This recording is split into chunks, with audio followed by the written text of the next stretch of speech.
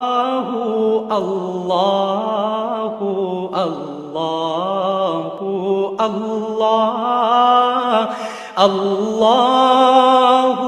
اللہ اللہ اللہ استغفر اللہ۔ آج کی گفتگو کا جو موضوع ہے حقیقت و اقسام شرک۔ دیکھیے، ہر شخص یہ جانتا ہے کہ اسلام دین توحید ہے۔ ایک لفظ میں اگر کہیں گے تو اسلام کا سب سے بڑا وصف، سب سے بڑی علامت توحید۔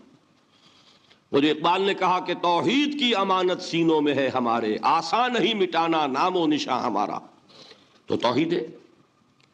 توحید کی ضد ہے شرک۔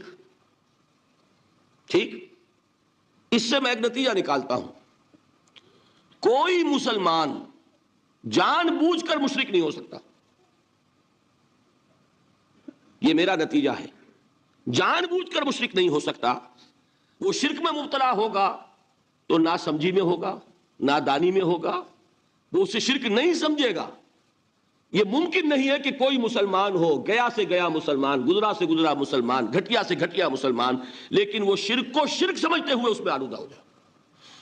ہوتا کیا سمجھ میں نہیں آتا کہ شرک۔ تو ضرورت بہت ہے کہ ہم یہ پہچانیں کہ یہ شرک ہے کیا۔ دوسری بات یہ جان لیجئے، ہمارے دین میں ناقابل عفو جرم کون سا ہے؟ شرک۔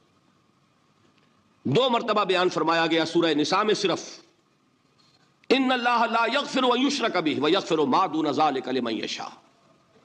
اللہ تعالیٰ اسے تو ہرگز نہیں بخشے گا کہ اس کے ساتھ شرک کیا جائے، ہاں اس سے کمتر جس کو چاہے گا معاف فرما دے گا۔ نوٹ کر لیجئے، اس کی بھی اندر بھی اوپن لائسنس نہیں ہے کہ بقیہ سارے گناہ لازماً معاف کر دے گا، یہ نہیں ہے۔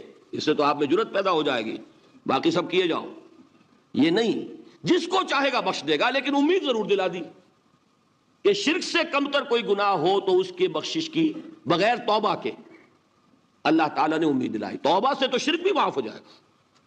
اس سے مراد کیا ہے؟ بغیر توبہ کے۔ اللہ تعالیٰ نے فرمایا کہ اور گناہوں کے بارے میں تو امید کی جا سکتی ہے، لیکن شرک کے بارے میں ہرگز نہیں۔ اہمیت واضح ہو گئی مزید۔ نمبر 3، اس شرک کی ہماگیریت کا عالم یہ ہے کہ سورہ یوسف کی آیہ مبارکہ ہے، وَمَا يُؤْمِنُ أَكْثَرُهُمْ بِاللَّهِ إِلَّا وَهُمْ مُشْرِكُونَ۔ انسانوں کی اکثریت کا حال یہ ہے کہ وہ اللہ پر ایمان نہیں رکھتے مگر کسی نہ کسی قسم کے شرک کے ساتھ۔ یہ یونیورسلٹی ہے اس کی کہ اللہ کو بھی مان رہے ہیں لیکن کسی نوع کا شرک جو ہے وہ بھی لگا رکھا ہے۔ وَمَا يُؤْمِنُ أَكْثَرُهُمْ بِاللَّهِ، انسانوں کی اکثریت کا حال یہ ہے کہ وہ ایمان نہیں رکھتے اللہ پر، الا وہم مشرکون، مگر یہ کہ کوئی نہ کوئی شرک بھی کرتے ہیں۔ چوتھی بات یہ سمجھیے کہ شرک ہر دور میں بھیس بدل کر آتا ہے۔ یہ ضروری نہیں ہے کہ شرک کی جو قسمیں آج سے 200 برس پہلے تھیں صرف وہی آج بھی رہیں۔ ہو سکتا ہے کہ بالکل نئی شکلیں اس شرک نے اختیار کر لی۔ اس سے کیا نتیجہ نکلا کہ اگر اجتہادی بصیرت نہیں ہوگی تو ہو سکتا ہے کہ ایک شخص جو ہمارے سابق علماء نے لکھ دیا کہ یہ چیز شرک، یہ چیز شرک، یہ چیز شرک، یہ چیز شرک، آج سے 500 برس پہلے کا انسان، بڑے سے بڑا عالم دین، اپنے زمانے کے شرک کو پہچان کر تو لکھ سکتا ہے، اس سے تو آپ بچ رہے ہیں۔ امام ابن تیمیہ نے اس کو شرک قرار دیا، اس کو شرک قرار دیا، اس کو شرک قرار دیا، کوئی شخص ہے جو اس سے تو بچ گیا۔ امام صاحب کی دی ہوئی بصیرت سے اس نے ان جو اقسام ہے شرک کی ان کو پہچان لیا، لیکن یہ عین ممکن ہے کہ آج کے شرک کو وہ نہ پہچان رہا ہو، اپنی جگہ وہ سمجھ رہا ہو اپنے آپ کو بہت بڑا موحد، جبکہ اس دور کا جو شرک ہے اس میں ملوث ہو۔ اس کو میں نے کہا ہے کہ اس شرک کے بارے میں بڑی اجتہادی بصیرت کی ضرورت ہے۔ فارسی کا ایک شعر ہے، بڑا پیارا شعر ہے، بہر رنگے کے خواہی جامہ می پوش، من انداز قدت رامی شناسم۔ اپنے محبوب سے کہہ رہا ہے شاعر کہ تم جس طرح کا چاہو لبادہ اوڑھ لو، میں تمہیں تمہارے قد سے پہچان لوں گا۔ کتنا ہی چھپا لو اپنے آپ کو، کیسے ہی لباس بدل لو، بہر رنگے کے خواہی جامہ می پوش، من اندازے قدت رامی شناسم، میں تمہارے قد سے تمہیں پہچان لوں گا۔ یہ اگر بصیرت نہ ہو کہ شرک کو اس کے قد سے پہچان سکیں آپ، اس کے لیے ضرورت ہے اصولوں کی۔ دیکھیے جس طرح الجبرا کے اصول ہوتے ہیں، فارمولہ ہے، فارمولہ ہاتھ میں آ گیا، مسئلے حل کرتے چلے جا رہے ہیں، آپ اپلائی کرنے کی دیر ہے فارمولے کی۔ اگر آپ نے صرف گنتی کر کے کسی زمانے کے شرک وہ تو سمجھ لیے، لیکن وہ بصیرت باطنی حاصل نہیں ہوئی، اجتہادی بصیرت، وہ اصول ہاتھ میں نہیں آئے کہ جس سے آپ پہچان سکیں، تو ہو سکتا ہے کہ اس دور کے شرک کو آپ نہ پہچان سکیں۔ اس کے لیے ضرورت ہے کہ اصل اصول ہاتھ میں آ جائیں تاکہ ان اصولوں کو اپلائی کریں۔ ایک بات مجھ سے اور سن لیجئے، میرا اپنا یہ تاثر ہے، ہمارے دین میں خیر، بھلائی، نیکی، چاہے وہ نظریے کی ہو، علم کی ہو، عقیدے کی ہو، عمل کی ہو، اخلاق کی ہو، وہ سب کیا ہے؟ وہ توحید ہی کے شجرہ طیبہ کی شاخیں ہیں۔ اور شر، برائی، گمراہی، خیالات کی ہو، نظریات کی ہو، علم کی ہو، عقیدے کی ہو، عمل کی ہو، اخلاق کی ہو، سب کے ڈانڈے شرک کے شجرہ خبیثہ سے ملتے ہیں۔ اس شجرہ خبیثہ کے برگوبار ہے جو بھی برائی ہے، عمل کی یا علم کی، اور اس شجرہ طیبہ کے برگوبار ہیں جو بھی خوبی ہے، عمل کی یا عقیدے کی۔ یہ میرا تاثر ہے، اور جب تک اس انداز میں وہ آپ کو اندرونی رشتے ظاہر نہیں ہوں گے، آپ پر منکشف نہیں ہوں گے، وہ اجتہادی بصیرت جو ہے پیدا نہیں ہو سکے گی۔ اب آئیے ایک اور بات، دیکھیے شرک میں اور الحاد میں کیا فرق ہے، یہ بھی ہم نہیں سمجھتے۔ الحاد، مادہ پرستی، وہ کیا ہے؟ ایتھیزم، کسی بھی خدا کا انکار۔ ہمارے آج کے دور کی سب سے بڑی گمراہی یہ ہے۔ شرک کیا ہے؟ خداؤں کو ماننا۔ یہ کیا ہے؟ تھیزم ہے، لیکن پولی تھیزم ہے۔ توحید کیا ہے؟ مونو تھیزم ہے، ایک خدا کا ماننا۔ لیکن شرک کے اندر ایک اور حقیقت کو پہچان لیجئے، شرک میں ہمیشہ ٹاپ پر ایک خدا کو مانتے ہیں، باقی سارے خدا نیچے ہوتے ہیں، اوپر جا کر وہ توحید ہوگی ہمیشہ۔ کوئی مشرکانہ نظام ایسا نہیں ہے جو ٹاپ پر جا کر توحید نہ بن جائے۔ دیکھیے ہندو دیویاں، دیوتا بے شمار، لیکن مہادیو وہ بھی کیا دو ہیں؟ مہادیو وہ تو ایک ہے۔ انگریزی میں گاڈز، گاڈیسز، لیکن وہ چھوٹے جی سے لکھے جائیں گے، چھوٹے جی سے لکھے جانے والے gods and goddesses. Roman mythology ہو، گریک مائتھولوجی ہو، ان دیویوں دیوتاؤں کے نام ہی آپ نہیں یاد کر سکتے، لیکن گاڈ بڑے جی سے وہ ایک ہے کہ نہیں؟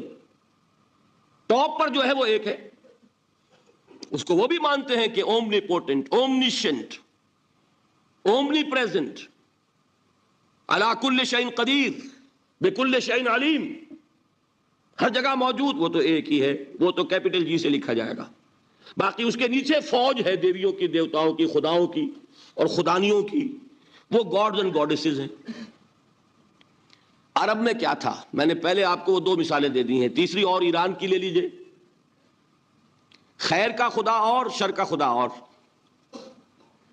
ایک یزداں ایک اہرمن، ٹھیک، سنویت ہو گئی نا، دو خداؤں کو مانا، لیکن وہی ہے جو خدائے خدائے گاں، خداؤں کا خدا، اس کو ایک ہی مانتے ہیں۔ یہی معاملہ عرب میں تھا، اللہ وہ ایک ہی تھا ان کے ہاں۔ قرآن میں آتا ہے ان سے پوچھئے وَلَئِن سَأَلْتَهُم مَّنْ خَلَقَ السَّمَاوَاتِ وَالْأَرْضَ لَيَقُولُنَّ اللَّهُ، جب ان سے کہا جاتا ہے کہ کس نے پیدا کیا آسمان اور زمین کو، یہ فوراً کہیں گے اللہ نے۔ فَأَنَّىٰ يُؤْفَكُونَ، تو یہ ماننے کے بعد کدھر جا رہے ہیں؟ وہ کیا کہتے تھے کہ وہ بڑا اللہ تو ایک ہی ہے، لیکن چھوٹے آلہہ ہیں، آلہہ اور اللہ میں وہی فرق ہے جو کیپٹل جی کا گاڈ اور چھوٹے جی سے گاڈز اینڈ گاڈیسز. وہی فرق ہے کہ جو مہادیو اور دیویوں اور دیوتاؤں میں ہے. وہی وہاں تھا اللہ، وہ ایک اور سپریم، سب سے بالا تر، اس سے اوپر کوئی نہیں، تخلیق میں اس کا کوئی ساجی نہیں. لیکن اس نے کچھ آلہہ ہیں جنہیں کچھ اختیارات تقسیم کیے ہوئے ہیں. کچھ اس کے لاڈلی ہستیاں ہیں جو سفارش کر سکتی ہیں. بس یہ شرک تھا مشرکین مکہ کا. بات سمجھ رہے ہیں؟ اس کا جائزہ لیں گے تو آپ کو، اور جو آج شرک کی اقسام میں بیان کروں گا اس کو ہاتھ میں لیں گے تو کسی موحد کا تلاش کرنا مشکل ہو جائے گا. ڈھونڈ اب ان کو چراغ رخ زیبا لے کر. آج جن کا نام مسلمان ہے ان کی اکثریت کسی نہ کسی نوع کے شرک میں مبتلا ہے. اب آئیے اقسام شرک. اقسام شرک میں بھی وہی کیفیت ہے جو نفاق کے بارے میں نے عرض کی تھی کہ ایک تقسیم یہ ہے جو علماء نے کی ہے، ایک ہے عقیدے کا نفاق، ایک ہے عمل کا نفاق. اسی طرح ایک ہے عقیدے کا شرک، ایک ہے عمل کا شرک. عقیدے میں نہیں ہے، عمل میں ہے. ایک تقسیم آپ نے سنی ہوگی شرک جلی، شرک خفی. ایک ہے ننگا شرک، کھلم کھلا شرک. ایک ہے چھپا ہوا شرک جو نظر نہیں آتا. لیکن ایک مغالطہ اپنے دل سے نکال دیجئے، بعض لوگ شرک خفی کو شرک نہیں سمجھتے. یہ بہت بڑی غلطی ہے. اگر وہ شرک نہ ہوتا تو حضور اسے شرک نہ کہتے. کوئی اور لفظ، عربی زبان کا دامن جو ہے محدود نہیں ہے، پھر اس کے لیے کوئی اور لفظ اختیار فرمایا جاتا ہے. وہ شرک، لیکن ایک شرک ہے جلی جو نمایاں ہے، نظر آ رہا. ایک ہے شرک خفی جو نظر نہیں آ رہا. اور وہ کتنا خفی ہو سکتا ہے اس کی ایک مثال دی حضور نے.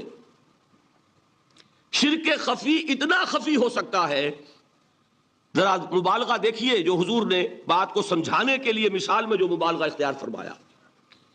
ایک سیاہ اندھیری رات میں ایک سیاہ پتھر پر ایک سیاہ چونٹی کو رینگتے ہوئے دیکھنا جتنا مشکل ہے اتنا ہی شرک خفی کا پہچاننا مشکل ہے. بتائیے، آپ نے فرمایا انا افصح العرب، میں عرب کا فصیح ترین انسان ہوں. اس سے آگے کوئی مثال دی جا سکتی ہے؟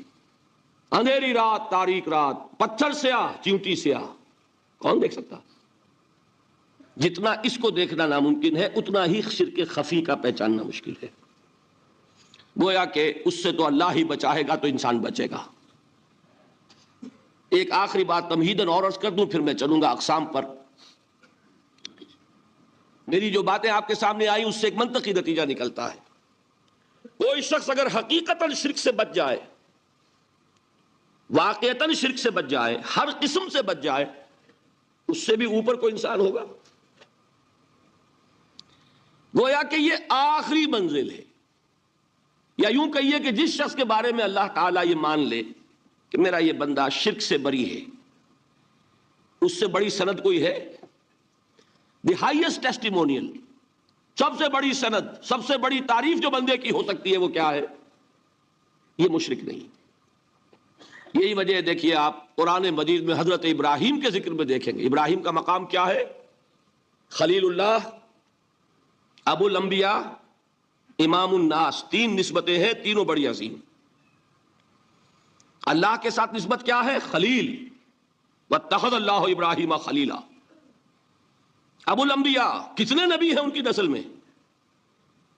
اسحاق اور اسماعیل سے چلیے، پھر یعقوب اور یوسف، اور پھر چلیے موسیٰ اور ہارون، اور پھر چلیے سارے انبیاء بنی اسرائیل کے حضرت عیسیٰ، پھر یہاں تک کہ محمد رسول اللہ کس کی اولاد ہیں؟ ابراہیم کی. ابو الانبیاء. اور نمبر 3، انی جاعلک للناس اماما، امام الناس. اور قرآن میں جو سب سے بڑی سند انہیں دی جاتی ہے وہ کیا؟ وما کان من المشرکین. وہ ابراہیم مشرکین میں سے نہیں تھے. معلوم ہوا کہ یہ سب سے بڑی سند ہے، سب سے بڑا سرٹیفکیٹ ہے، سب سے بڑا ٹیسٹیمونیل ہے جو اللہ کی طرف سے کسی کو مل جائے. میں جو اقسام شرک بیان کرنا چاہتا ہوں تو میری تقسیم ذرا مختلف ہے. اب وہ ذرا اپنے ذہن میں وہ نقشہ بنا لیجئے، آپ بنایا کرتے ہیں. ایک اس کو پھر 3 میں تقسیم کیجئے. شرک کی 3 بڑی بڑی قسمیں ہیں. شرک فی الذات نمبر 1. شرک فی الصفات نمبر 2، شرک فی الحقوق نمبر 3۔ اور یہ میں عرض کر دوں آپ سے پہلے ہی، یہ مضمون بہت طویل ہے، میں آج صرف یہ کروں گا کہ خاکہ مکمل کر دوں۔ اب اس خاکے میں رنگ بھرنا، وہ تو ایک موضوع پر شرک فی الذات پر پوری تقریر ہونی چاہیے، شرک فی الصفات پر ہونی چاہیے۔ ایک ایک گھنٹے کے میرے 6 کیسٹ ہیں اللہ کے فضل و کرم سے، جو کئی سال سے وہ پھیل رہے ہیں۔ 6 گھنٹے میں نے ان چیزوں کو بیان کیا، وہ موجود ہوں گے، لیکن آج وہ خاکہ ذہن میں بنا لیجئے، اور کچھ آپ کو الجبرے کے فارمولے ہاتھ میں آ جائیں تاکہ خود آپ میں صلاحیت پیدا ہو جائے پرکھنے کی کہ اس فارمولے کو اپلائی کر کے دیکھ لیں یہ شرک ہے یا نہیں۔ یہ 2 کام تو میں انشاءاللہ آج کر دوں گا، آپ مطمئن رہے۔ باقی یہ کہ تفصیل، وہ تو ہر سلسلے میں تفصیل پھر بہت ہوگی، وہ شوق ہو تو وہ کیسٹ آپ سنیے۔ تو 3 تقسیمیں ہو گئی۔ شرک فی الذات، اللہ کی ذات میں کسی کو شریک کر دینا، یہ سب سے زیادہ نمایاں، سب سے زیادہ جلی، سب سے زیادہ عریاں، اور اللہ تعالیٰ کو سب سے زیادہ مبغوض اور ناپسند شرک ہے۔ شرک فی الصفات نمبر 2، یہ ایک علمی مسئلہ ہے جس میں آدمی ٹھوکر کھا جاتا ہے اگر محتاط نہ ہو۔ بڑے سے بڑے آدمی کو ٹھوکر لگ جائے گی۔ اس کا میں فارمولہ صرف آپ کو دوں گا، وہ ذہن میں رکھ لیجئے، پھر جہاں چاہیں اپلائی کیجئے، انشاءاللہ تعالی آپ کو ٹھوکر نہیں لگے گی۔ شرک فی الحقوق، اسی کا دوسرا نام شرک فی العبادت ہے۔ اللہ کا حق کیا ہے بندے پر؟ بندہ اللہ کی عبادت کرے، لیکن اس کو 5 اس کے مظہر ہیں، ان میں گن کر بتا دوں گا کہ یہ شرک فی العبادت ہے۔ شرک فی العبادت کی اکثر شکلیں وہ ہیں کہ جو عملی شرک علماء جسے کہتے ہیں، اور اس کی شکلیں وہ ہو جائیں گی جن کو شرک خفی کہتے ہیں۔ تو سب سے جلی شرک فی الذات، سب سے خفی شرک فی الحقوق یا شرک فی العبادت، درمیان میں ایک علمی اعتبار سے مسئلہ ہے شرک فی الصفات کا۔ اب آئیے سب سے پہلے شرک فی الذات، اس کی 2 قسمیں، اب اس کو تقسیم کیجئے 2 میں۔ ایک قسم جو زیادہ جلی ہے، زیادہ عریاں ہے، زیادہ ننگی ہے، یہ عجب ستم ظریفی ہے تاریخ کی کہ وہ ان قوموں میں پیدا ہوئی جو اپنا تعلق رسولوں سے جوڑتی ہیں۔ کیا کہ کسی کو خدا کا بیٹا بنا دینا، بیٹی بنا دینا۔ اب ظاہر بات ہے، بیٹا بیٹی بنا دینا بالکل ہم پلہ کر دیا کہ نہیں؟ نو وہی ہو گئی کہ نہیں؟ دیکھیے، غور کیجئے، گدھے کا بیٹا گدھا ہوگا، گھوڑے کا گھوڑا ہوگا، خدا کا خدا ہوگا۔ انسانوں میں آ جائیے، سید کا بیٹا سید ہوگا، مغل کا بیٹا مغل ہوگا۔ یہ بالکل ہم کفو بنا دینے والی بات ہے، بالکل ہم پلہ، ہم جنس، ہم نوع۔ یہ بدترین شرک ہے، اور آپ کو معلوم ہے یہ شرک کن میں پیدا ہوا؟ یہود کے ایک گروہ میں پیدا ہوا جنہوں نے حضرت عزیر کو خدا کا بیٹا قرار دیا۔ قالت الیہود عزیر ابن اللہ۔ سب سے زیادہ پیدا ہوا عیسائیوں میں جنہوں نے حضرت مسیح کو خدا کا بیٹا قرار دیا، اور واقعہ یہ ہے کہ اس گمراہی میں ان سے آگے کوئی نہیں جا سکتا۔ ان بدبختوں نے یہاں تک صراحت کی ہے کہ مسیح خدا کا صلبی بیٹا ہے، اس لیے کہ 2 لفظ آتے ہیں، ایک ہوتا ہے ابن، ایک ہے ولد، ان میں ذرا فرق ہے۔ ابن کا لفظ عربی زبان میں کسی اور سینس میں بھی استعمال ہوتا ہے۔ ابن السبیل کسے کہتے ہیں؟ مسافر کو۔ تو کیا وہ مسافر اور کیا وہ رستے کا بیٹا ہوتا ہے، سبیل کا بیٹا؟ ابن الوقت کسے کہتے ہیں؟ اپارچونسٹ۔ ابن الوقت کوئی اصول نہیں، گنگا گئے تو گنگا رام اور جمنا آئے تو جمنا داس، یہ کیا ہے؟ ابن الوقت۔ لیکن ابن کے معنی جو ہے وہ بیٹے کے بھی ہے، تو تعویل ہو سکتی ہے، لیکن انہوں نے ولد کہا ہے۔ ولد کسے کہتے ہیں؟ صلبی بیٹے۔ یہ بدترین شرک ہے۔ یہی وجہ ہے کہ قرآن مجید میں آپ دیکھیں گے کہ جتنا غضب اللہ کا ان پر بھڑکا ہے اس عقیدے پر، وَيُنذِرَ الَّذِينَ قَالُوا اتَّخَذَ اللَّهُ وَلَدًا، یہ قرآن نازل ہوا ہے محمد پر صلی اللہ علیہ وسلم، تاکہ وہ خبردار کریں انہیں جنہوں نے یہ کہا ہے کہ اللہ نے کسی کو بیٹا بنایا۔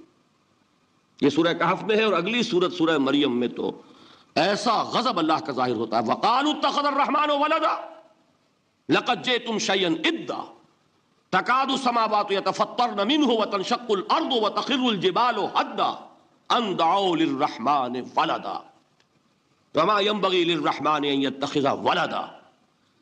انہوں نے کہا کہ رحمان نے کسی کو بیٹا بنایا۔ تم بہت بڑی گستاخی کی بات کر رہے ہو، تمہاری اس گستاخی کی وجہ سے آسمان پھٹ پڑنے کو ہے، زمین شق ہو جانے کو ہے، اور قریب ہے کہ پہاڑ ایک دھماکے کے ساتھ گر جائیں، کہ انہوں نے خدا کے لیے بیٹا تصنیف کر دیا۔ حالانکہ اللہ رحمان، اس کی شان اس سے بہت بلند و بالا ہے کہ اس کے کوئی بیٹا ہو۔ اس کی وجہ بھی سمجھ لیجئے کہ بیٹے کی ضرورت کسے ہوتی ہے؟ جو خود فانی ہو۔ کیوں ہے آپ کو طلب بیٹے کی؟ ہم نہ ہوگے ہمارا نام زندہ رہے گا، یہ ایک اٹرنل ہونے کی خواہش ہے، انہیرنٹ، نام چلے گا۔ اسی لیے بیٹی سے آدمی سمجھتا ہے کہ نام نہیں چلتا۔ یہ طلب جو ہے بیٹے کی کیوں ہے؟ بیٹے سے نسل چلتی ہے۔ اس کی ضرورت کس کو ہے؟ جو خود فانی ہے۔ وَمَا يَنبَغِي لِلرَّحْمَنِ أَن يَتَّخِذَ وَلَدًا، جو خود باقی ہے ہمیشہ کے لیے، اس کو کوئی احتیاج نہیں۔ تو آپ نے بات سمجھ لی، میں بہت مختصر بات کروں گا آج۔ اسی طریقے سے حضرت ابراہیم کی نسل سے تھے جو مکے کے لوگ اور عرب کے لوگ، بنی اسماعیل، جو موحد کامل تھا ابراہیم، جس کو اتنی مرتبہ سند ملی وما کان من المشرکین، ان کی نسل میں وہ لوگ تھے جنہوں نے فرشتوں کو خدا کی بیٹیاں بنا دیا۔ یہ جو ان کی دیویاں تھیں، یہ مؤنث، لات، عزا، منات، یہ سب کیا مؤنث نام ہے۔ انہوں نے یہ کہا کہ فرشتے جو ہیں وہ خدا کی بیٹیاں ہیں۔ اصل میں عقیدہ کیسے ہوتا ہے؟ انہوں نے کہا بڑے لاڈلے ہیں، لاڈلی ہوتی ہے بیٹی بہت زیادہ، تو یہ خدا کی بیٹیاں ہیں۔ ہوتے ہوتے ان کا یہ عقیدہ ایسا پکا ہوا کہ بجائے استعارے کے اب انہوں نے حقیقت بنا دیا، یہ خدا کی بیٹیاں ہیں۔ ان پر قرآن مجید نے کئی جگہ پر ذرا ایک لطیف انداز میں تنزیہ پیرائے میں بھی کہا ہے کہ بھائی تم نے خوب کیا، انہوں نے الاٹ کیا تو بیٹا تو کیا، تم نے اللہ کو الاٹ کی تو بیٹیاں کی، جو تمہیں خود پسند نہیں۔ الکم البنون، تمہارے لیے بیٹے ہوں، وَلَهُ الْبَنَاتُ، اور اس کے لیے بیٹیاں۔ تو یہ تو ذرا ایک لطیف انداز ہے، تنزیہ پرایا ہے، لیکن ان تینوں کو اب آپ ایک جگہ کر لیجئے۔ بیٹا بیٹی قرار دینے کا شرک، یہ کیا ہے؟ شرک فی الذات، ہر اعتبار سے اللہ کا مثل بنا دینا، ہم کفو بنا دینا، ہم پلہ بنا دینا، ذات میں شریک کر دینا، یہ بدترین شرک ہے۔ یہی وجہ ہے، دیکھیے قرآن مجید کی عظیم ترین سورت کون سی ہے؟ سورہ اخلاص، جو ایک تہائی قرآن کے مساوی حضور نے قرار دیا، جس کو ثلث قرآن کے مساوی، وہ در حقیقت اسی شرک کی نفی پر ہے۔ قل هو اللہ احد اللہ الصمد لم یلد ولم یولد ولم یکن لہ کفوا احد۔ یہی آیا اس میں سورہ بنی اسرائیل کی آیت آخری میں نے سنائی تھی، وَقُلِ الْحَمْدُ لِلَّهِ الَّذِي لَمْ يَتَّخِذْ وَلَدًا، کہو کہ کل شکر اور کل تعریف اس اللہ کے لیے جس نے کسی کو اپنا بیٹا بیٹی نہیں بنایا۔ ولد دونوں پر جاتا ہے، اولاد جیسے آپ کہتے ہیں، اولاد بیٹا بیٹی شریک ہوتے ہیں، نہ اس کا کوئی بیٹا نہ اس کی کوئی بیٹی، نہ وہ جنا گیا نہ اس نے کوئی جنا۔ ایک قسم تو یہ ہوئی شرک فی الذات کی۔ دوسری قسم کیا ہے؟ یہ ان مذاہب میں ہوئی ہے جو نبیوں اور رسولوں کی طرف نسبت نہیں رکھتے بلکہ فلسفیانہ مذاہب ہیں۔ ہندوستان کے اکثر مذاہب فلسفیانہ ہیں۔ فلسفیانہ مذاہب میں یہ شرک فی الذات کس شکل میں پیدا ہوا؟ دو شکلیں پیدا ہوئیں، ایک ہماوست اور ایک حلول۔ حلول کیا ہے؟ اللہ نے کسی انسان کے اندر اپنے آپ کو حل کر دیا، انسانی شکل میں وہ خود ظاہر ہو گیا، اوتار کا عقیدہ، انگلش میں گاڈ انکارنیٹ، عیسائیوں میں بھی حضرت مسیح کو گاڈ انکارنیٹ بھی قرار دیا جاتا ہے، خود خدا نے یہ شکل اختیار کر لی۔ رام چندر جی ہوں، کرشن جی مہاراج ہوں، کیا ہے؟ یہ اوتار ہیں، اللہ نے ان میں حلول کیا یا اللہ نے ان کی شکل میں ظہور کیا. سمجھ میں آ گیا؟ اور ایک عقیدہ کیا ہے؟ یہ بڑا فلسفیانہ مسئلہ ہے، دیکھیے بڑا ٹیڑھا مسئلہ ہے یہ، لیکن میں اس وقت اس کی تفصیل میں نہیں جاؤں گا، بہت باریک باتیں ہو جائیں گی. مسئلہ کیا ہے کہ اگر خدا کو مان لے تو پھر سوال یہ ہے کہ خدا نے اس کائنات کو کیسے پیدا کیا. یہ ایک سوال آتا ہے ذہن میں، جس کے نہیں آتا وہ کہے گا پاگل پن ہے، خام خواہ اس پر کیوں سوچتے ہیں. لیکن جس کے ذہن میں سوال آ گیا اس کے لیے بڑی مصیبت ہو جاتی. وہ تو سوچتا ہے، انسان کا اختیار نہیں ہوتا اپنے ذہن پر، وہ لاکھ روکے اسے مت سوچو، وہ اور سوچے گا. یہ مصیبت ہے فلسفیوں کی. کیسے پیدا کیا؟ اب ایک تصور تو یہ ہے کہ جیسے یہ میز ہے، بڑھئی نے بنایا اس کو، بڑھئی علیحدہ ہے، میز علیحدہ ہے. لیکن اس میں یہ بات ماننی پڑے گی کہ پہلے کوئی چیز تھی جس سے میز بنائی. لکڑی تو تھی نا، اس سے میز بنائی. لہذا ہندوؤں میں ایک عقیدہ یہ ہے کہ خدا بھی قدیم، مادہ بھی قدیم. خدا نے اس مادے سے یہ شے بنا دی، مادے سے یہ بنا دی. وہی مٹی کی تغاری ہوتی ہے، کمہار اس سے کوئی رکابی بنا دیتا ہے، کوئی وہ ہڈیا بنا دیتا ہے، کوئی گھڑا بنا دیتا ہے. مٹی تو ہے نا پہلے. تو مادہ بھی قدیم، خدا بھی قدیم، اور مادے سے خدا نے یہ شکلیں بنا دی. ٹھیک، یہ بھی سنویت ہو گئی، توحید تو ختم ہو گئی. تو جن لوگوں کا ذہن تھا توحیدی لیکن اس مسئلے میں الجھ گئے، انہوں نے ایک اور شکل تجویز کی کہ خدا خود ہی اس شکل میں تبدیل ہو گیا. کیسے؟ جیسے برف پگھلتی ہے تو پانی بن جاتا ہے. پانی کہاں سے آیا؟ برف سے. اب کوئی پوچھے برف کہاں ہے؟ بھائی یہی پانی ہے، یہی برف ہے یا نہیں؟ اسی پانی کو آگ کے اوپر آپ نے رکھ دیا، وہ بھاپ بن گئی. اب آپ کہیں برف کہاں ہے، پانی کہاں ہے؟ یہی بھاپ جو ہے یہی در حقیقت پانی ہے، یہی بھاپ جو ہے یہی برف ہے. یہ ہے وہ ہماؤس پینتھیزم جس کو انگریزی میں کہتے ہیں، کہ خود خدا نے روپ دھار لیا اس کائنات کا. یہ دو فلسفے ہیں. کیا ہے یہ؟ بدترین شرک ہے. پہلی اگر شکل ہے تو وہ انسان خدا قرار پا گیا، جس کو اوتار مانا وہ خدا ہو گیا کہ نہیں. اور دوسری شکل میں تو ہر چیز ہی خدا ہے، یہ بھی خدا، یہ بھی خدا، پتھر بھی خدا، درخت بھی خدا، ہر چیز خدا. اس لیے کہ وہ برف پگھلی ہے تو پانی بنا ہے. وہ پانی چاہے زیر زمین آ رہا ہے، وہ پانی چاہے زمین کے اوپر دریا کی شکل میں آ رہا ہے یا زمین میں سوتے چل رہے ہیں، پانی تو وہی برف ہے جو پہاڑوں پر ہمالیہ پر پڑا ہوا ہے، وہی پگھل رہا ہے، یہ کچھ بن رہا ہے. یہ ہے شرک فی الذات کی دوسری قسم جو دنیا میں رہی، پینتھیزم اور انکارنیشن یا حلول اور ہماؤست. سمجھ میں آگے؟ اب میں ایک بات آپ سے عرض کروں گا. اللہ کا اس امت پر بہت بڑا فضل ہے جس کا آپ کو شکر ادا کرنا چاہیے.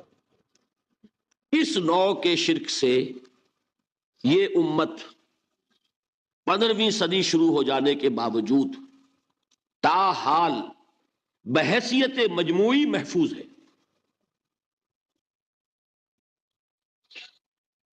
میں نے بحیثیت مجموعی کہا ہے. کوئی افراد یا عوام الناس یا جوہلا یا شعراء یا نعت گو وہ مبالغہ آرائی میں کوئی بات کہہ دیتے ہو تو وہ علیحدہ بات ہے. لیکن مسلمانوں میں کوئی مستند فرقہ اور اس کے جو مستند عقائد ہیں ان میں الحمدللہ آج تک ایسی کوئی چیز شامل نہیں. اس کا جب آپ تقابل کریں گے نا، آپ کا کیا خیال ہے عیسائیوں کو حضرت مسیح سے کتنی محبت تھی؟ اس کا تقابل کیجئے جو محبت مسلمانوں کو رہی حضور کے ساتھ. عیسائیوں کی محبت عشر عشیر نہیں بنے گی. اس محبت کے باوجود کہ ہمیں 10 گنا 100 گنا 1000 گنا زیادہ محبت ہے حضور کے ساتھ، لیکن دیکھیے کہ انہوں نے خدا کا بیٹا بنا دیا. یہاں کسی نے حضور کے بارے میں یہ بات آج تک کہی؟ یہ بہت بڑا کنٹراسٹ ہے نا. یہ در حقیقت عقیدت اور محبت کا غلو ہوتا ہے. تو عقیدت اور محبت کی کمی تو یہاں بھی نہیں، الحمدللہ ان سے زائد ہے. لیکن الحمدللہ ثم الحمدللہ ثم الحمدللہ خدا کا بیٹا تو کسی نے نہیں بنایا. اچھا میں ایک اور کنٹراسٹ آپ کو دکھاتا ہوں تاکہ آپ اللہ کا شکر کریں. حضرت علی کی کیا نسبت ہے حضور کے ساتھ؟ نبی اور امتی. حضرت علی کو خدا کہنے والے پیدا ہوئے کہ نہیں؟ بتائیے نا. کیا وجہ ہے کہ علی کو خدا کہنے والے پیدا ہوئے لیکن محمد کو خدا کہنے والا پیدا نہیں ہوا صلی اللہ علیہ وسلم رضی اللہ تعالی عنہ؟ بہت اہم بات ہے، غور کیجئے گا اس میں. حالانکہ حضرت علی کا رتبہ کہاں، حضور کا کہاں. آج بھی آپ دیکھیے آپ کے جاہل عوام کے زبان پر نعرہ یا علی مدد کا ہوتا ہے، یا محمد مدد کسی نے کہا آج تک؟ یہ یا محمد لکھنے کے کام آتا ہے صرف. وہ مسجد پہ لکھ دو تاکہ پتہ چل جائے یہ فلاں فرقے کی مسجد ہے، دوسرا خود ہی بھاگ جائے وہاں سے. یہ صرف کس کام کے لیے ہے؟ باقی جہاں اصل میدان میں بات آتی ہے کوئی نعرہ لگاتا ہے یا محمد مدد. محمد کا رتبہ اونچا یا علی کا؟ تو ان سے کیوں نہیں مدد مانگی؟ یہ سوالات آپ کے سامنے رکھ رہا ہوں میں. پھر یہ کہ جس طریقے سے کہ غوث اعظم کو پکارا جاتا ہے، کیا محمد کو پکارا جاتا ہے؟ کیا نسبت ہے؟ حضرت علی تو پھر بھی صحابی ہے، خلیفہ چہارم ہے، حضور کے چچا داد بھائی ہے، داماد ہے. غوث اعظم تو بہرحال وہ نسبت تو نہیں ہے. دیکھیے میں اس کا تعلق جوڑتا ہوں ختم نبوت سے. جس طرح اللہ نے خصوصی حفاظت فرمائی ہے قرآن کی، اسی طرح خصوصی حفاظت فرمائی ہے محمد الرسول اللہ کی. یہ اسپیشل پروٹیکشن ہے، ورنہ نہیں ہو سکتی تھی. یہ خصوصی تحفظ ہے اللہ کا. یہاں بگاڑ پیدا ہو جائے تو صحیح کون کرے گا؟ اب حضرت مسیح کی اصل حقیقت تو حضور نے آگے بتا دی. ذالک عیسی ابن مریم قول الحق الذی فیہ یمترون ما کان للہ ان یتخذ ولدا سبحانہ. یہ حضور نے آ کر حضرت مسیح کی حقیقت بیان کر دی کہ نہیں؟ سورہ مریم کی یہ آیات سنی تھی نجاشی رحمت اللہ علیہ نے جب حضرت جعفر ابن ابی طالب کی زبان سے، تو کیا کہا تھا تنکا اٹھا کر، خدا کی قسم جو ان آیات میں مسیح کا مقام بیان ہوا ہے مسیح اس سے تنکا بھر بھی زیادہ نہیں ہے. لیکن اگر محمد الرسول اللہ کو خدا کا بیٹا بنا دیا گیا ہوتا یا خدا بنا دیا گیا ہوتا تو کون آتا اس کی اصلاح کے لیے؟ جیسے قرآن مجید کا تحفظ ہے ایسے ہی محمد الرسول اللہ کا تحفظ ہے. وہ تحفظ ہوا کیسے ہے؟ جتنا قرآن مجید نے ایمفیسائز کیا حضور کی بشریت کو، قل انما انا بشر مثلکم، اے نبی ان کو بتاتے رہیے، بار بار بتائیے کہ مجھے کچھ اور نہ بنا لینا، میں بھی بشر ہوں، انسان ہوں. ہاں مجھ پر وحی ہوتی ہے، تم پر نہیں ہوتی، یہ فرق ہے. میں رسول ہوں، تم نہیں ہو.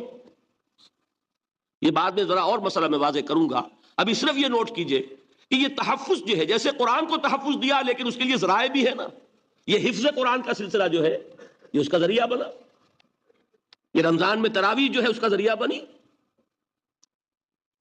ہمارے ملکوں کے اندر تو حفاظ کو مسجدیں نہیں ملتی، تلاش کرتے پھرتے ہیں. اور ایک جیسا کہ اینول جشن ہوتا ہے قرآن مجید کا، ہر حافظ اپنا حفظ تازہ کر رہا ہے، حفاظ لگے ہوئے ایک دوسرے کے ساتھ تازہ کرنے میں. یہ ذریعہ ہے اللہ تعالیٰ نے کہ جس کے ذریعے سے قرآن کو محفوظ کیا. تو حضور کو جو حفاظت دی اس کا ایک طریقہ کیا ہوا؟ قرآن مجید میں حضور کی بشریت کا نمایاں کرنا، اور دوسرا یہ کہ خود حضور نے ایسی باریک بینی سے روکا. یہ بھی آپ کو پسند نہیں تھا کہ میں آؤں تو تم کھڑے ہو جاؤ. سنا کہ نہیں سنا آپ نے؟ صحابہ کو آپ روکتے تھے.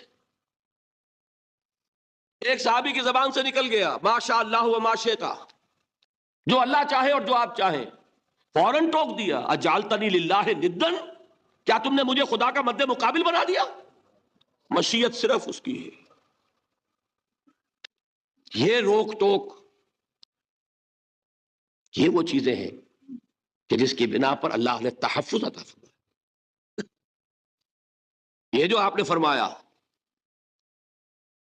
میری قبر کو اسی جلسے اور جشن کا مرکز نہ بنا لینا.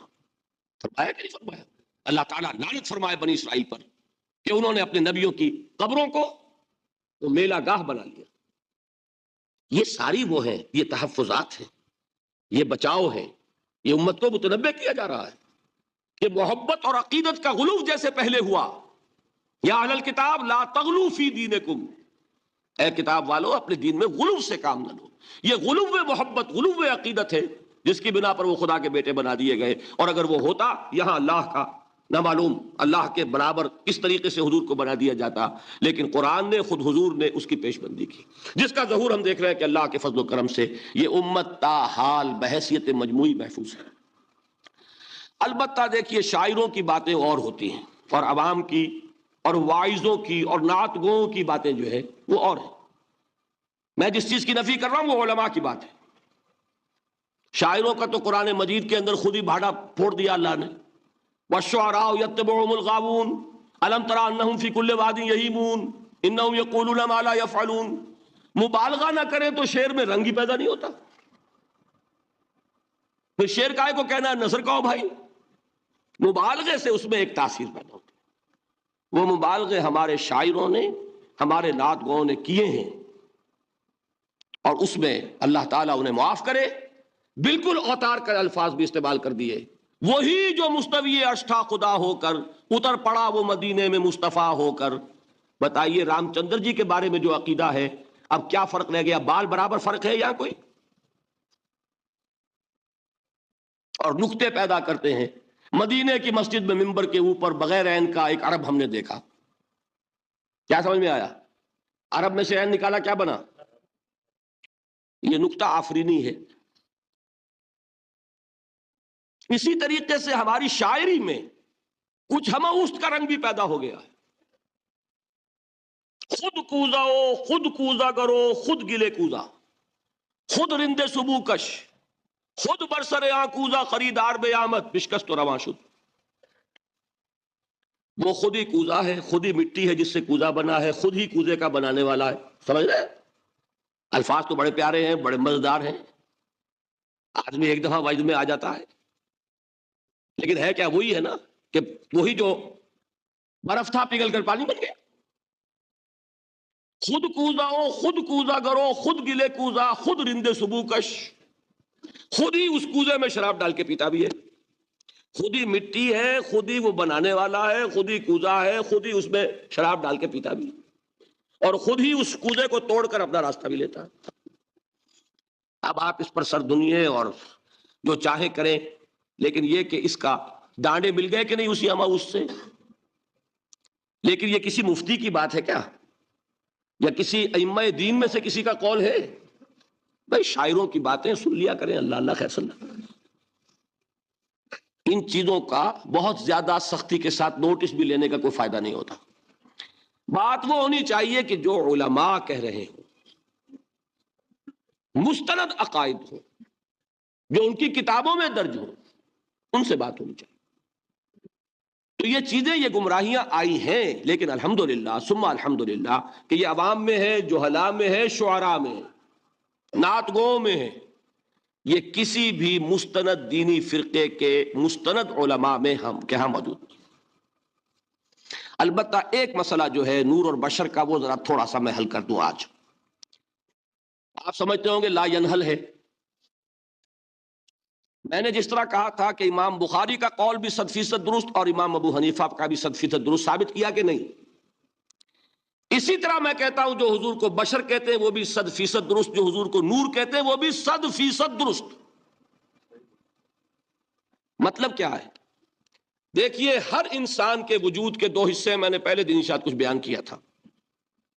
ایک خاکی وجود، اور اینیمل بینگ جو حیوان ہے ہمارا، ایک وہ روح ربانی جو اس میں پھونکی گئی. آدم میں جب وہ روح پھونکی گئی تب وہ مسجود ملائک بنے.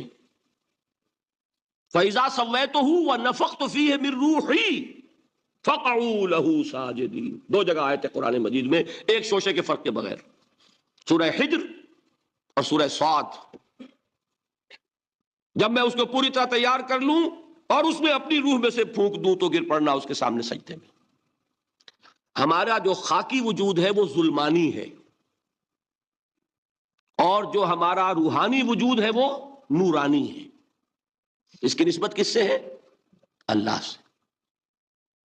بات سمجھ میں آئی؟ لیکن ہم نے اپنے اس نورانی وجود کو اپنے خاکی ظلمانی وجود میں دفن کیا ہوا ہے،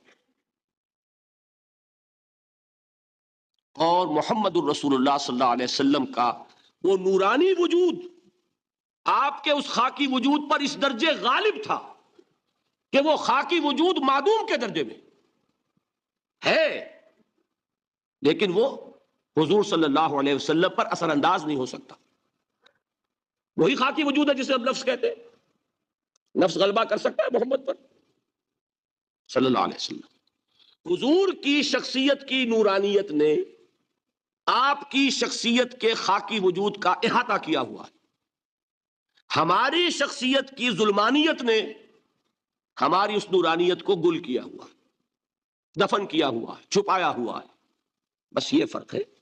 انہیں آپ کہہ لیں نور، صحیح ہے، ان کی نورانیت غالب ہے. یہی بات ہے جو حضور نے اس طرح سمجھائی. دیکھو ہر انسان کے ساتھ ایک شیطان ہوتا ہے. اب کسی صحابی نے بڑی جرت سے کام لیا، پوچھ لیا حضور کہ آپ کے ساتھ بھی ہے؟ ہر انسان کے ساتھ جو کہا نا، تو انسان تو ہے آپ ہی، جو کہ آپ کے ساتھ بھی ہے. آپ نے فرمایا ہے، لیکن میں نے اسے مسلمان کر رکھا. بات ختم ہو گئی. نفی نہیں ہے، وہ میرے تابع ہے، میرا مطیع ہے، مجھے گدن نہیں پہنچا سکتا. ہے تو صحیح، لیکن نہ ہونے کے درجے میں آ گیا کہ نہیں. یہ ہے فرق سارا. اور میں یہاں پہ کوٹ کرنا چاہتا ہوں ایک بہت بڑے بریلوی مکتب فکر کے عالم دین، صاحب زادہ، نام میرے ذہن سے ایک دم اتر گیا، فیض الحسن. اللہ تعالیٰ ان کی خطاؤں سے درگزر فرمائے، ان کی مغفرت فرمائے. آپ نے سنا ہوگا نا، انہوں نے ایک روز تقریر کی جو میں نے سنی، اور تقریر کہاں کی؟ ساہیوال میں. وہاں کا ایک بہت مشہور چوک ہے، مہاجرین، مسجد مہاجرین کہلاتی ہے، وہاں تقریر کی میں نے سنی. ان کے الفاظ یہ تھے کہ کیا آپ لوگ ہمیں جاہل سمجھتے ہیں؟ کیا ہمیں عربی نہیں آتی؟ کیا ہم نے قرآن نہیں پڑھا جس میں بار بار یہ لکھا ہوا ہے کہ حضور بشر ہیں؟ حضور بشر ہیں، لیکن اصل میں ہم حضور کی بشریت کو نمایاں کرنے کو سوء ادب سمجھتے ہیں. بات سمجھیے آپ نے، اس قدر پیاری بات ہے. انہوں نے کہا کہ آپ کے باپ کا نام کیا ہے؟ عبد الرحمان. آپ عبد الرحمان کہہ کے پکارتے ہیں انہیں؟ ابا جان. ابھی آپ نے وہ آیات سنی، حضرت ابراہیم نے اپنے مشرک باپ کو یا ابت ہے، یا ابت ہے، بڑا پیارا ترجمہ کیا. ابا جان، ابا جان. کیا نام لیں گے؟ آپ کے باپ کا نام ہے، نام نہیں لیتے آپ. کیوں؟ ادب کی وجہ سے. اسی وجہ سے ہم در حقیقت حضور کی بشریت کو نمایاں کرنے کو سوء ادب سمجھتے ہیں، ورنہ کوئی ہم جاہل ہیں، ہمیں عربی نہیں آتی، ہم نے قرآن نہیں پڑھا، ہم جانتے ہیں کہ وہ بشر. بات سمجھ میں آئی؟ کتنی آسانی سے مسئلہ حل ہوتا، بشرطے کہ نیت حل کرنے کی ہو. آخر آمنہ کے بیٹے ہیں، عبداللہ کے بیٹے ہیں، عبد المطلب کے پوتے ہیں. بچپن آپ پر گزرا ہے، لڑکپن آپ پر گزرا ہے، نوجوانی آپ پر آئی ہے، جوانی آپ پر آئی ہے، شادی آپ نے کی ہے، اولاد آپ کی ہے. کون بے وقوف احمق ہوگا کہ جو آپ کی بشریت کا انکار کرے گا؟ لیکن یہ کہ جس طریقے سے اس کو بیان کیا جاتا ہے وہ ایک مسئلہ بن گیا اختلافی، وہ رد و قضا اور کھینچ تان. اور اس میں بھی سمجھ لیجئے مثلوکم پر جو ایمفیسس بعض حضرات دے دیتے ہیں اپنے توحیدی، جو ان کے اندر ایک مزاج ہے، اللہ تعالیٰ ان کے مزاج کو اور پختہ کرے، لیکن اس میں بھی مبالغہ کیا جاتا ہے. ایک حدیث مجھ سے سنیے جس میں حضور نے مثل کا انکار کیا. مثلکم کا مطلب اگر کسی نے یہ سمجھا کہ بالکل ہم جیسے ہیں تو بہت بڑی مغالطے میں. حضور صوم وصال سے منع فرماتے تھے، خود رکھتے تھے. صوم وصال کیا ہے؟ آج روزہ رکھا، شام کو افطار نہیں کیا، وہی روزہ رات بھر چل رہا ہے، اگلے دن بھی چل رہا ہے، شام تک کو جا کے پھر کھولا تو 2 دن کا صوم وصال ہو گیا. اگلے دن بھی نہیں کھولا، چلا تو 72 گھنٹے کا صوم وصال ہو گیا. یہ کیا ہے؟ صوم وصال. خود رکھتے تھے اور صحابہ کو روکا. صحابہ میں سے کسی نے ہمت کر لی، حضور آپ خود رکھتے ہمیں روکتے. فرماتے ہیں ایکم مثلی، تم میں سے کون مجھ جیسا ہے؟ ابھی تو عند ربی، میں تو اپنے رب کے پاس رات گزارتا ہوں، وہ یطعمنی ویسقین، وہ مجھے کھلاتا ہے پلاتا ہے۔ بتائیے کون ہے جو اس کا دعویٰ کرے گا؟ حضور کے خصائص ہیں۔ حضور خود فرماتے ہیں تم صرف سامنے سے دیکھتے ہو، میں پیچھے سے بھی دیکھتا ہوں۔ کہاں ہوا وہ مثلیت؟ اگر آپ نے بالکل اپنے جیسا سمجھ لیا تو بڑے مغالطے میں ہیں۔ نبی کا مقام ہے، نبی کا رتبہ ہے، نبی کے خصائص ہیں۔ آپ سو گئے تو آپ کی نیند، آپ کی وضو ٹوٹ گئی، اور نبی سو گیا تو کہاں گئی مثلیت پھر؟ مثل اس معنی میں کہ بشر ہیں، نسل آدم سے ہیں، اس میں کوئی شک نہیں، اس معنی میں مثل ٹھیک ہے، قل انما انا بشر مثلکم، لیکن ہر اعتبار سے تو نہیں۔ سب سے بڑا فرق یہی ہے کہ وہی آ رہی ہے، معراج پہ تشریف لے گئے ہیں، اس دنیا میں بیٹھے ہوئے بھی جنت کا مشاہدہ فرما لیتے ہیں، کرا دیا جاتا ہے، دوزخ کا مشاہدہ کرایا جاتا ہے، فرشتے کو دیکھ رہے ہیں، یہ چیزیں ہیں۔ اور پھر خصائص جیسا کہ میں نے عرض کیا کہ آپ پیچھے سے بھی دیکھتے ہیں۔ آپ کا معاملہ یہ ہے کہ آپ اگر سو جائیں تو آپ کا وضو نہیں ختم ہوگا۔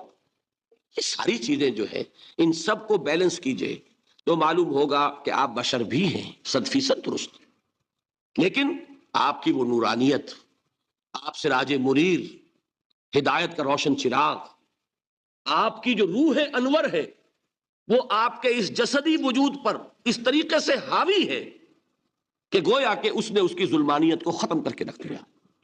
اس معنی میں کوئی کہے نور مجسم تو مجھے کوئی اعتراض نہیں۔ یہ ہے ان چیزوں کو جمع کرنے کی شکل، خواہ مخواہ کی کھینچ تان کے سوا کچھ نہیں۔ بہرحال یہ پہلا حصہ ختم ہوا، شرک فی الذات۔ اب آئیے شرک فی الصفات۔ میں نے عرض کیا تھا کہ یہ ایک بڑا علمی مسئلہ ہے اور اس میں ٹھوکر لگ جاتی ہے۔ وجہ کیا ہے اس کو سمجھ لیں۔ بنیادی بات، ہماری زبان جو ہے وہ بہت محدود ہے۔ ہماری ہی زبان ہے جسے اللہ نے ذریعہ بنایا اپنی ہدایت کا، ورنہ ہمارے پلے نہ پڑتی بات، ظاہر ہے نا۔ لیکن ہماری زبان کی محدودیت ہے۔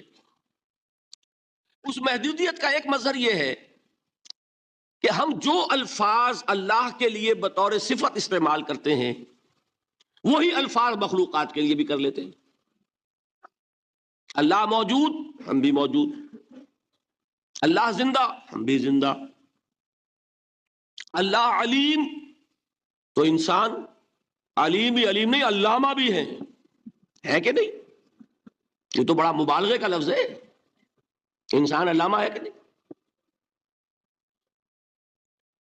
اللہ دیکھتا ہے، بصیر ہے، ہم بھی بصیر ہیں، اللہ سنتا ہے، سمیع ہے، ہم بھی سنتے ہیں، اللہ کو قدرت حاصل ہے، کچھ ہمیں بھی حاصل ہے۔ ایک مکہ مارا تھا حضرت موسیٰ نے، جان نکال دی تھی کہ نہیں؟ ہے نا کچھ نہ کچھ۔ اللہ چاہتا ہے، ہم بھی چاہتے ہیں، اسی دیکھیے چاہت میں وہ ہو گیا تھا جس پر روک دیا حضور نے، ما شاء اللہ وما شئت اجعلتنی للہ ندًا، کیا تم نے مجھے اللہ کا مد مقابل بنا دیا؟ دھوکہ ان الفاظ کے اشتراک کی وجہ سے لگ جاتا ہے۔ بات سمجھ میں آئی؟ اب اس میں فارمولہ میں نے عرض کیا تھا کہ ایک نوٹ کر لیں تو مسئلے سارے حل ہو جائیں۔ جب ہم کوئی لفظ بطور صفت اللہ کے لیے بولتے ہیں اور اسی لفظ کو مخلوق میں سے کسی کے لیے بولتے ہیں، مخلوق میں سب آ گئے، جمادات، حیوانات، انسان، اولیاء اللہ، فرشتے، انبیاء، رسول، سب مخلوق تو ہیں نا۔ تو کل مخلوقات کو جب ہم ایک لفظ بطور صفت استعمال کریں گے اللہ کے لیے اور اسی لفظ کو استعمال کریں گے بندوں کے لیے، تو ان میں 3 فرق ہیں جو ذہن میں رہنے چاہیے، گن کر یاد کیجئے۔ اللہ کی ذات قدیم ہے، ہمیشہ سے ہے، اسی طرح اس کی صفت بھی قدیم ہے، ہمیشہ سے ہے۔ مخلوقات حادث ہیں، ان کی صفات بھی حادث ہیں۔ حادث قدیم کے مقابلے میں کہ پہلے نہیں تھی پھر ہو گئی، ایک فرق۔ اللہ کی ذات از خود ہے، کسی اور نے تو اس کو وجود نہیں بخشا نا، اللہ کا وجود از خود ہے، ذاتی ہے. کسی طرح اس کی صفات ذاتی ہیں، کسی اور کی عطا کردہ نہیں ہے. مخلوق کوئی ہو کسے باشد، ان کا وجود ذاتی نہیں عطائی ہے، اللہ نے دیا تو وجود ملا. اسی طرح ان کی صفات عطائی ہیں، ذاتی نہیں. دو فرق ہو گئے. اللہ کی ذات مطلق ہے، لا محدود، اسی طرح اس کی صفات مطلق ہیں، لا محدود. مخلوق کی ذات محدود کسے باشد، صفت بھی محدود. تین فرق ہے، ذاتی عطائی، قدیم حادث، لا محدود محدود. تین فرق ذہن میں رہیں تو جو صفت بھی آپ اب بولیں گے اس پہ یہ تینوں باتیں ذہن میں رہیں. سمجھ میں آ گئی بات؟ اب اس کا اطلاق کیجئے تو یہ علم غیب کا مسئلہ حل ہو جائے گا. یہ بھی لا ینحل سمجھا جاتا ہے نا. علم کسی کا بھی ہو، انسان، فرشتہ، اولیاء، انبیاء، رسول، حضور صلی اللہ علیہ وسلم، کسی کا بھی حادث ہے، قدیم نہیں ہے، عطائی ہے، ذاتی نہیں ہے، محدود ہے، لا محدود نہیں ہے. تین باتیں مان لیں شرک نہیں ہوگا. ان میں سے ایک کو ساقط کر دیں شرک ہو جائے. آئی بات سمجھ؟ اللہ کی قدرت ذاتی ہے، عطا کردہ نہیں. مخلوق میں جس کو قدرت حاصل ہے وہ عطائی ہے، ذاتی نہیں. اللہ کی قدرت لا محدود، یفعل ما یشاء فعال لما یرید علی کل شیء قدیر. ہم مخلوق کوئی بھی ہو اس کی قدرت محدود. اللہ کی قدرت جب سے وہ ہے ہمیشہ سے ہے، ہمیشہ سے قدرت بھی ہے. اور مخلوق میں سے قدرت یہ حادث ہے. تینوں چیزیں سامنے رہیں شرک نہیں ہوگا. ایک چیز کی بھی کمی ہو گئی شرک ہو جائے. یہ ساری صفات پر لے آئیے. اللہ کی حیات ذاتی، ہماری عطائی. لائی حیات آئے، قضا لے چلی چلے، اپنے بس میں نہ آنا تھا نہ جانا ہے. زندگی اس کی عطا کردہ ہے، جب چاہے لے لے. اللہ کی حیات بھی ایسی ہے کیا؟ ذاتی الحی. ہماری حیات محدود، ویسے بھی محدود، موت آئے گی شاید ختم ہو جائے. چلیے موت ختم نہیں کرتی، ہم سمجھتے ہیں کہ وہ ہماری ابدی ہے. محدود اس معنی میں تو ہے کھانے کو نہ ملے تو کمزوری، ذرا کام کیا تو تکان، نیند بھی آ رہی ہے، اونگ بھی آ رہی ہے. اور اس کی حیات الحی القیوم لا تاخذہ سنۃ ولا نوم. حیات ذاتی ہے، لا محدود ہے اور قدیم ہے. یہاں حیات عطائی ہے اور حادث ہے اور محدود ہے، ساری صفات. اس کو ذہن میں رکھ لیجئے. تو اب دو مسئلے میں یہاں حل کر دوں. جو لوگ کہتے ہیں حضور کو علم غیب نہیں تھا اور جو کہتے ہیں تھا، بدقسمتی سے دونوں نے ڈیفینیشن علیحدہ کر لی. جو ڈیفینیشن نفی کرنے والوں نے کی ہے اس کی وجہ سے، اس کے اعتبار سے واقعتاً نہیں تھا. انہوں نے ڈیفینیشن یہ کی ہے، تعریف یہ کی ہے، وہ علم جو خود حاصل ہو جائے. اللہ کا عطا کردہ علم جو ہے وہ کہتے وہ غیب نہیں ہے. تو وہ بھی مانتے ہیں کہ ہر علم جو حضور کو حاصل ہے وہ اللہ کا عطا کردہ. میں سائی والی میں یہ سارے مرحلے میں نے طے کیے نا اپنے زمانہ طالب علمی میں. مولانا منظور احمد شاہ صاحب ہیں سائی وال میں ایک، میں ان کے پاس حاضر ہوا. میں نے کہا جی یہ مسئلہ کیا ہے علم غیب کا، مجھے ذرا سمجھائیں. انہوں نے ایک کتاب اپنی نکالی کہ دیکھیے صاحب، ہم حضور کے علم کے بارے میں یہ باتیں مانتے ہیں. حضور کا علم حادث ہے، قدیم نہیں ہے. حضور کا علم محدود ہے، لا محدود نہیں ہے. حضور کا علم عطا کردہ ہے، ذاتی نہیں. میں نے کہا یہ تین باتیں اگر آپ مان لیں تو میرا تو جھگڑا کوئی نہیں آپ سے. ہوتا کیا ہے جب آئیں گے وعظ میں، خطابت میں، تو عالم ما کان وما یکون، اب الفاظ وہ استعمال کر جائیں گے.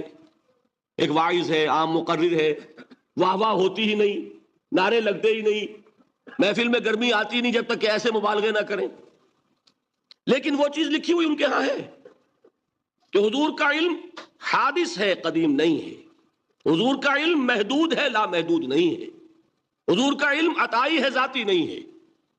ان تینوں چیزوں کے بعد کوئی بڑے سے بڑا وہابی اور بڑے سے بڑا اہل حدیث بھی انکار نہیں کرتا۔ باقی یہ بات جان لیجئے کہ غیب اور حضور یا شہادہ یہ در حقیقت عام انسانوں کے اعتبار سے الفاظ استعمال ہوئے ہیں۔ جب قرآن میں کہا جاتا عالم الغیب والشہادہ، اللہ غیب اور جو ظاہر ہے یا موجود ہے سب کا جاننے والا ہے، تو مجھے بتائیے اللہ کے لیے کوئی غیب ہے؟ اللہ کے لیے کوئی شے غیب ہے؟ تو کیوں کہا جا رہا ہے عالم الغیب والشہادہ؟ وہ ہمارے اعتبار سے کہا جا رہا ہے، جو تمہارے لیے غیب ہے اللہ اس کو بھی جانتا ہے، اور جو تمہارے سامنے اللہ اسے بھی جانتا ہے۔ اللہ کے لیے تو کل شہادہ ہے، کسی شے کا لا یعزب عنہ مثقال ذرۃ فی السماوات والارض، آسمانوں اور زمین کا ایک ذرہ بھی اس سے غائب نہیں ہوتا۔ غیب کا وجود کیا اللہ کے لیے؟ تو یہ الفاظ مستعمل ہے ریلیٹو ہمارے اعتبار سے، اور ہمارے اعتبار سے جو شے غیب ہے اس میں سے ایک حصہ اللہ دیتا ہے نبی کو، تبھی تو نبی بنا۔ فرشتے کو دیکھا، فرشتہ ہمارے لیے غیب ہے۔ جنت دکھائی کہ نہیں دکھائی، ہمارے لیے غیب ہے کہ نہیں ہے۔ دوزخ کا مشاہدہ کرایا کہ نہیں کرایا، ہمارے لیے وہ غیب ہے کہ نہیں ہے۔ جو چیزیں ہمارے لیے غیب ہیں انہی کے پردے اللہ کچھ اٹھاتا ہے، کل غیب نہیں۔ کل غیب کا علم ہو جائے گا تو وہ شرک ہو جائے گا۔ کل کا لفظ جہاں آیا شرک ہوا۔ جب آپ کہہ رہے ہیں محدود ہے، لا محدود نہیں ہے، تو کل کا لفظ استعمال نہیں کر سکتے۔ لیکن غیب میں سے کچھ علم دیا گیا تبھی تو نبی بنا، ورنہ میرے اور نبی میں فرق کیا ہوا پھر؟ البتہ یہ کہ وہ غیب کا علم ہو یا حاضر کا علم ہو، سائنٹیفک نالج ہو یا وحی کا علم ہو، کوئی بھی علم ہو، آیت الکرسی کے الفاظ نوٹ کیجئے، یعلم ما فی السماوات وما فی الارض، وہ جانتا ہے وَلَا يُحِيطُونَ بِشَيْءٍ مِّنْ عِلْمِهِ إِلَّا بِمَا شَاءَ، مخلوق میں سے کوئی بھی اس کے علم میں سے احاطہ نہیں کر سکتا مگر جتنا وہ چاہے۔ اب یہ بات علیحدہ ہے کہ ہم کون ہے طے کرنے والے کہ ناپیں بیٹھ کر کے اللہ نے ابراہیم کو کتنا علم دیا، ہم ناپ سکتے ہیں؟ عیسیٰ کو کتنا دیا ہم جان سکتے ہیں؟ تو ابراہیم کا، موسیٰ کا، عیسیٰ کا نہیں ناپ سکتے تو محمد رسول اللہ کا کہاں ناپیں گے؟ یہ پاگل پن ہے، یہ ہے جو غلطی ہوتی ہے۔ ہم کون ہے طے کرنے والے؟ اللہ نے اپنے نبی کو دیا جو دیا، بات ختم۔ کل نہیں کہیں گے، کل کہا شرک ہو جائے گا، ذاتی کہا شرک ہو جائے گا۔ عطائی ہے، جو دیا اللہ نے دیا، اور کل نہیں دیا، جتنا چاہا دیا، ہے حادث، قدیم نہیں۔ تینوں چیزوں مان لیجئے تو شرک کا کوئی شائبہ نہیں ہوگا۔ باقی جہاں ایک طرف قرآن میں وہ آیات ہیں کہ اللہ کے غیب کو کوئی نہیں جانتا، ٹھیک، وہاں یہ بھی ہے کہ لا یظہر غیبہ، لا یظہر علی غیبہ الا من ارتضی بالرسول، وہ اپنے غیب پر قابو نہیں دیتا مگر اپنے رسول میں سے جس کو چاہے۔ یہ دونوں آیتیں قرآن کی ہے کہ نہیں؟ اسی لیے در حقیقت جو غیب کی نفی کرتے ہیں حضور سے، وہ کہتے ہیں کہ از خود معلوم ہونے والی شے غیب ہے۔ ہم کہتے ہیں از خود تو کوئی بھی شے کسی کو معلوم نہیں، ہمیں حاضر کا علم بھی اللہ ہی دیتا ہے تو ہوتا ہے، غیب کا تو بہت دور کی بات ہے۔ یہ مسئلے بڑے سیدھے ہیں، خام خواہ ہم نے پیچیدہ بنایا ہوا ہے۔ خدا کے لیے ان مسئلوں کو سلجھائیے اور جوڑیے، کاٹنے کی بجائے جوڑنے کی فکر کیجیے کہ بھائی یہ اپنی اپنی جگہ پر علیحدہ علیحدہ تم نے تعریفیں کر رکھی ہیں اس لیے جھگڑ رہے ہو، ورنہ دونوں باتیں صحیح ہیں۔ ایک مسئلہ ذرا اور زیادہ علمی ہے، میں ذرا پریشان ہو رہا ہوں کہ وقت زیادہ ہو رہا ہے، وہ مسئلہ ہے وحدت الوجود کا۔ ہمارے بہت سے صوفیہ وحدت الوجود کے قائل ہیں، اور ہمارے کچھ لوگ جو معترض ہیں وہ وحدت الوجود اور ہمہ اوست کو کنفیوز کر دیتے ہیں، ایک سمجھ لیتے ہیں۔ ہمہ اوست میں بیان کر چکا ہوں کہ بدترین شرک ہے، وحدت الوجود اور شے ہے، باریک باتیں سمجھ میں نہیں آتی عام لوگوں کے، سادہ ترین الفاظ میں آپ کو سمجھاتا ہوں۔ ایک نظریہ یہ ہے کہ اللہ ہی نے یہ روپ دھار لیا یہ ساری چیزیں بالفعل موجود ہیں، یہ بھی ہے، یہ بھی ہے، یہ بھی ہے، اور یہ سب اللہ ہی ہے.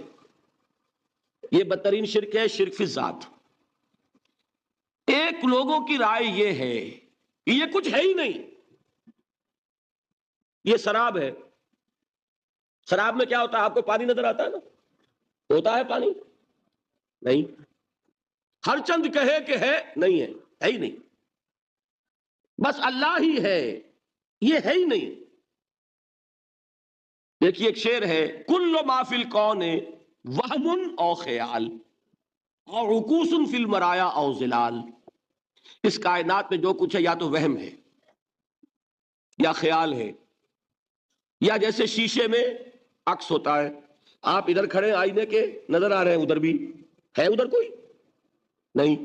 یا جیسے سایہ ہوتا ہے، سایہ، درخت کا سایہ زمین پر پڑ رہا ہے، اس کا کوئی وجود ہے؟ تو ایک رائے یہ، آپ اس سے اختلاف کریں، اسے پاگل پن کہہ دیں، کیا بیوقوفی کی بات کر رہے ہیں؟ جو چاہے آپ کہہ دیں، شرک نہ کہیے. وہ کہتے ہیں موجود صرف ایک ذات اللہ کی ہے، حقیقتاً موجود. یہ جو کچھ نظر آ رہا ہے یہ موجود ہی نہیں ہے. اس کو شرک نہیں کہیں گے. اسے اختلاف کریں، کوئی ضروری نہیں ہے کہ آپ مانیں ان کی بات. میں یہ نہیں کہہ رہا کہ آپ ضرور مانیں. شیخ احمد سرہندی رحمت اللہ علیہ نے اسے سمجھایا ہے اس کائنات کی حقیقت کیا ہے، ایک مثال سے. ان کے نظریے کو وحدت الشہود کہتے ہیں نا، وحدت الشہود، وحدت الوجود. شاہ ولی اللہ دہلوی نے فیصلہ کیا ہے کہ دونوں میں باریک سا فرق ہے، کوئی فرق نہیں ہے، تعبیر کا فرق. وہ مثال دیتے ہیں کہ دیکھیے ایک مشعل لیجئے. مشعل کیا ہوتی ہے؟ ایک لکڑی ہے، اس کے ایک سرے کے اوپر آپ نے کپڑا وغیرہ باندھ کے تیل ڈال کے آگ لگا دی. شعلہ جوالا ہے، ایک شعلہ، ٹھیک. وہ فرماتے ہیں کہ اس کو تیزی کے ساتھ ایک دائرے میں حرکت دیجئے، آپ کو آگ کا دائرہ نظر آئے گا؟ دیکھنے والے کو نظر آئے گا کہ نہیں؟ کیا دائرہ فی الواقع موجود ہے؟ بات ثابت ہو گئی کہ نہیں ہے، نظر آ رہا ہے. یہ فرماتے ہیں حضرت مجدد، ای الصنعت باری تعالی است، کہ معدوم را موجود می نمائند. یہ اللہ تعالیٰ کی صنائی ہے، خلاقی ہے، کہ جو شے ہے نہیں اس کو دکھا دیتے ہیں کہ ہے. جیسے آپ نے آج سی دائرہ دکھا دیا ہے نہیں، اس کائنات کا کوئی وجود نہیں. میں پھر عرض کروں گا، آپ اس سے اختلاف کریں، اسے نہ مانیں، چھوڑ دیں اس کو. یہ مسئلے ہیں فلسفے کے، لیکن سوال یہ ہے کہ اس کو شرک نہیں کہیں گے آپ. شرک وہ ہے جب کہیں یہ بھی شے ہے اور خدا ہے، یہ بھی ہے اور خدا ہے، پتھر بھی ہے اور خدا ہے. جب یہ کہا جائے گا یہ ہے ہی نہیں، صرف خدا ہے، تو در حقیقت اس کو شرک نہیں کہیں گے. یہ وحدت الوجود ہے، یونٹی آف بینگ. اب اس کو میں ایک اور اعتبار سے سمجھا دوں گا تو مجھے امید ہے اللہ تعالیٰ اس کو آپ پر کھول دے گا. دیکھیے ایک ہمارا علم، ایک اللہ کا علم، ٹھیک. جب تقابل کریں گے تو کیا کہیں گے؟ اللہ کے علم کے مقابلے میں ہمارا علم ہے ہی نہیں، ٹھیک. اللہ کی قدرت کے مقابلے میں ہماری قدرت زیرو. اللہ کی مشیت کے مقابلے میں ہماری مشیت کچھ نہیں. وما تشاؤون الا ان یشاء اللہ، تم چاہ بھی نہیں سکتے جب تک کہ اللہ نہ چاہے. تو کیا ہوئی؟ خاک ہوئی. یہی آتے ہیں نا جو حدیث جس میں کہ دعا استخارہ حضور نے تلقین فرمائی، اور صحابہ فرماتے ہیں کہ حضور نے ہمیں اس طرح سکھائی یہ دعا استخارہ جیسے قرآن سکھایا. اس میں الفاظ کیا ہیں؟ فَإِنَّكَ تَعْلَمُ وَلَا أَعْلَمُ وَتَقْدِرُ وَلَا أَقْدِرُ. اے اللہ تجھے قدرت حاصل ہے، مجھے کوئی قدرت حاصل نہیں. اگر ظاہری الفاظ پر جائیں گے تو یہ تو خلاف واقعہ بات ہے. کیا حضور کو کوئی علم حاصل نہیں تھا؟ یا تو حضور فرما رہے فَإِنَّكَ تَعْلَمُ وَلَا أَعْلَمُ. یا چلیے اگر کوئی اور عام انسان کہتا ہے میں نہیں جانتا، تو کیا کوئی علم حاصل نہیں اسے؟ کچھ نہ کچھ علم تو ہے نا. لیکن اللہ کے علم کے مقابلے میں وہ نہ ہونے کے برابر ہے. اسی طریقے سے سمجھ لیجئے اللہ کے وجود کے مقابلے میں اس کائنات کا وجود نہیں ہے. بات ختم ہو گئی، مسئلہ صاف ہو گیا. حقیقی وجود صرف اللہ کا ہے. یہ اعتباری ہے، یہ ٹرانزینٹ. آل از چینج پینٹا رائم، بدل رہی ہے ہر شے، کسی چیز کو ثبات نہیں. آپ ایک لمحے پہلے جو آپ تھے وہ آپ، ایک لمحے بعد وہ آپ نہیں ہیں، بدل گئے آپ. ایک تسلسل ہے آپ کا کہ آپ سمجھتے ہیں کہ آپ وہی ہیں کہ جو آج سے 10 سال پہلے تھے، کیا وہی ہے؟ بدل چکے، خون پورا بدل چکا، نہ معلوم کتنی دفعہ بدل چکا، کھال بدل چکی. یہ تو معلوم یہ ہوا کہ یہ جو کچھ ہے ٹرانزینٹ ہے، عارضی ہے، فانی ہے، نہ ہونے کے برابر ہے، وجود برحق صرف اللہ کا. یہ بھی در حقیقت اسی شرک فی الوجود کی بات ہے. اگر ہم یہ کہیں کہ اللہ بھی موجود ہم بھی موجود، یہ کیا ہو گیا؟ شرک فی الوجود. اسی کو کہا ہے غالب نے جارو بلا بیار کہیں شرک فی الوجود، با گرد فرش و سینہ بہ ایواں برابر است. اگر آپ کے گدے کے اوپر گردہ پڑ گیا ہو تو جھاڑتے ہیں نا، فرش کے اوپر گردہ ہے تو جھاڑو سے صاف کرتے ہیں. غالب کہتا ہے کہ اگر تمہارے دل میں یہ گردہ آ گیا ہے کہ تم بھی موجود ہو، اللہ بھی موجود ہے، تو لا کی جھاڑو سے صاف کر دو اس گردے کو، کہ یہ شرک فی الوجود ہو جائے گا. ہم نہیں ہیں بھائی، ہمارا کیا وجود، ہماری کوئی کیا حقیقت ہے، اللہ ہی ہے، بس یہ ہے اصل میں. پھر میں عرض کروں گا کوئی قبول کرے نہ کرے، اسے گمراہی کہے، اس کو جھوٹ کہے، اسے پاگل پن کہے، میں نہیں جھگڑوں گا، لیکن شرک نہیں کہہ سکتے آپ اس کو. شرک وہ ہماوست ہے، اس میں اور اس میں زمین و آسمان کا فرق. اب آئیے آخری شرک، شرک فی العبادت یا شرک فی الحقوق. اللہ کے حقوق کے لیے ایک لفظ استعمال کریں گے تو وہ کیا ہے؟ عبادت. وما خلقت الجن والانس الا لیعبدون، میں نے جنوں اور انسانوں کو پیدا ہی اس لیے کیا کہ میری عبادت کریں. اب عبادت میں شرک اگر ہوگا تو یہ شرک کی تیسری قسم ہو جائے گی. عبادت میں شرک سے مراد کیا ہے اس کو سمجھیے. یہ میں پہلے بیان کر چکا ہوں عبادت کسے کہتے ہیں. عبادت کے دو جز سمجھ لیجئے. جیسے ایک میرا یہ جسم ہے، ایک اس میں روح ہے. روح نظر نہیں آتی، نظر جسم آتا ہے، لیکن اس جسم کا سارا وجود اس روح سے ہے. چلیے روح کو چھوڑیں، جان، جان کیا کس بلا کا نام ہے، کسی کو نظر آئی آج تک؟ لیکن یہ جان ہی ہے جو اس جسم کو قائم رکھے ہوئے. اسی طرح عبادت کا ایک جسم ہے، ایک جان ہے. جسم کیا ہے؟ اطاعت، اللہ کی بندگی، ہما تن بندگی، ہما وجوہ بندگی، ہما وقت بندگی، یہ تو بیان کر چکا نا. اور روح کیا ہے؟ محبت، اللہ کی محبت. اطاعت جبر سے کی جاتی ہے تو وہ عبادت نہیں کہلاتی. انگریز کی اطاعت ہم کرتے تھے نا، لیکن کیا عبادت کرتے تھے؟ بات سمجھ میں آئی؟ اطاعت تو کر رہے تھے، عبادت نہیں. عبادت اس اطاعت کو کہتے ہیں جو کسی ہستی کی محبت سے سرشار ہو کر ہما وقت، ہما تن، ہما وجوہ کی جائے. تو جسد ظاہری کیا ہے عبادت کا؟ اطاعت. اور روح کیا ہے؟ محبت. اب ان دونوں کے اعتبار سے شرک کیا ہے، توحید کیا ہے، اس کو سمجھ لیجئے.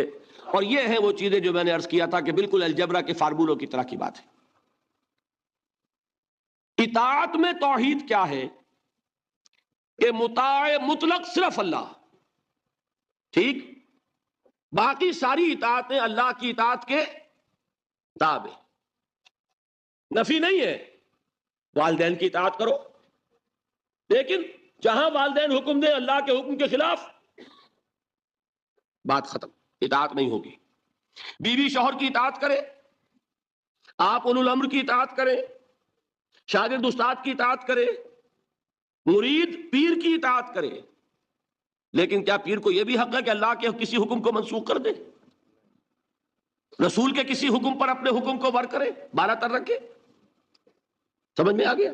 اصول کیا ہے کہ اطاعت مطلق، unconditional, unlimited obedience is due only to Allah. All the other obediences are limited by his injunctions. اس کو حضور نے کیسے بیان کیا؟ لا طاعت لمخلوق فی معصیت الخالق. مخلوق میں سے کسی کی اطاعت نہیں ہوگی جس میں خالق کی معصیت لازم آ رہی.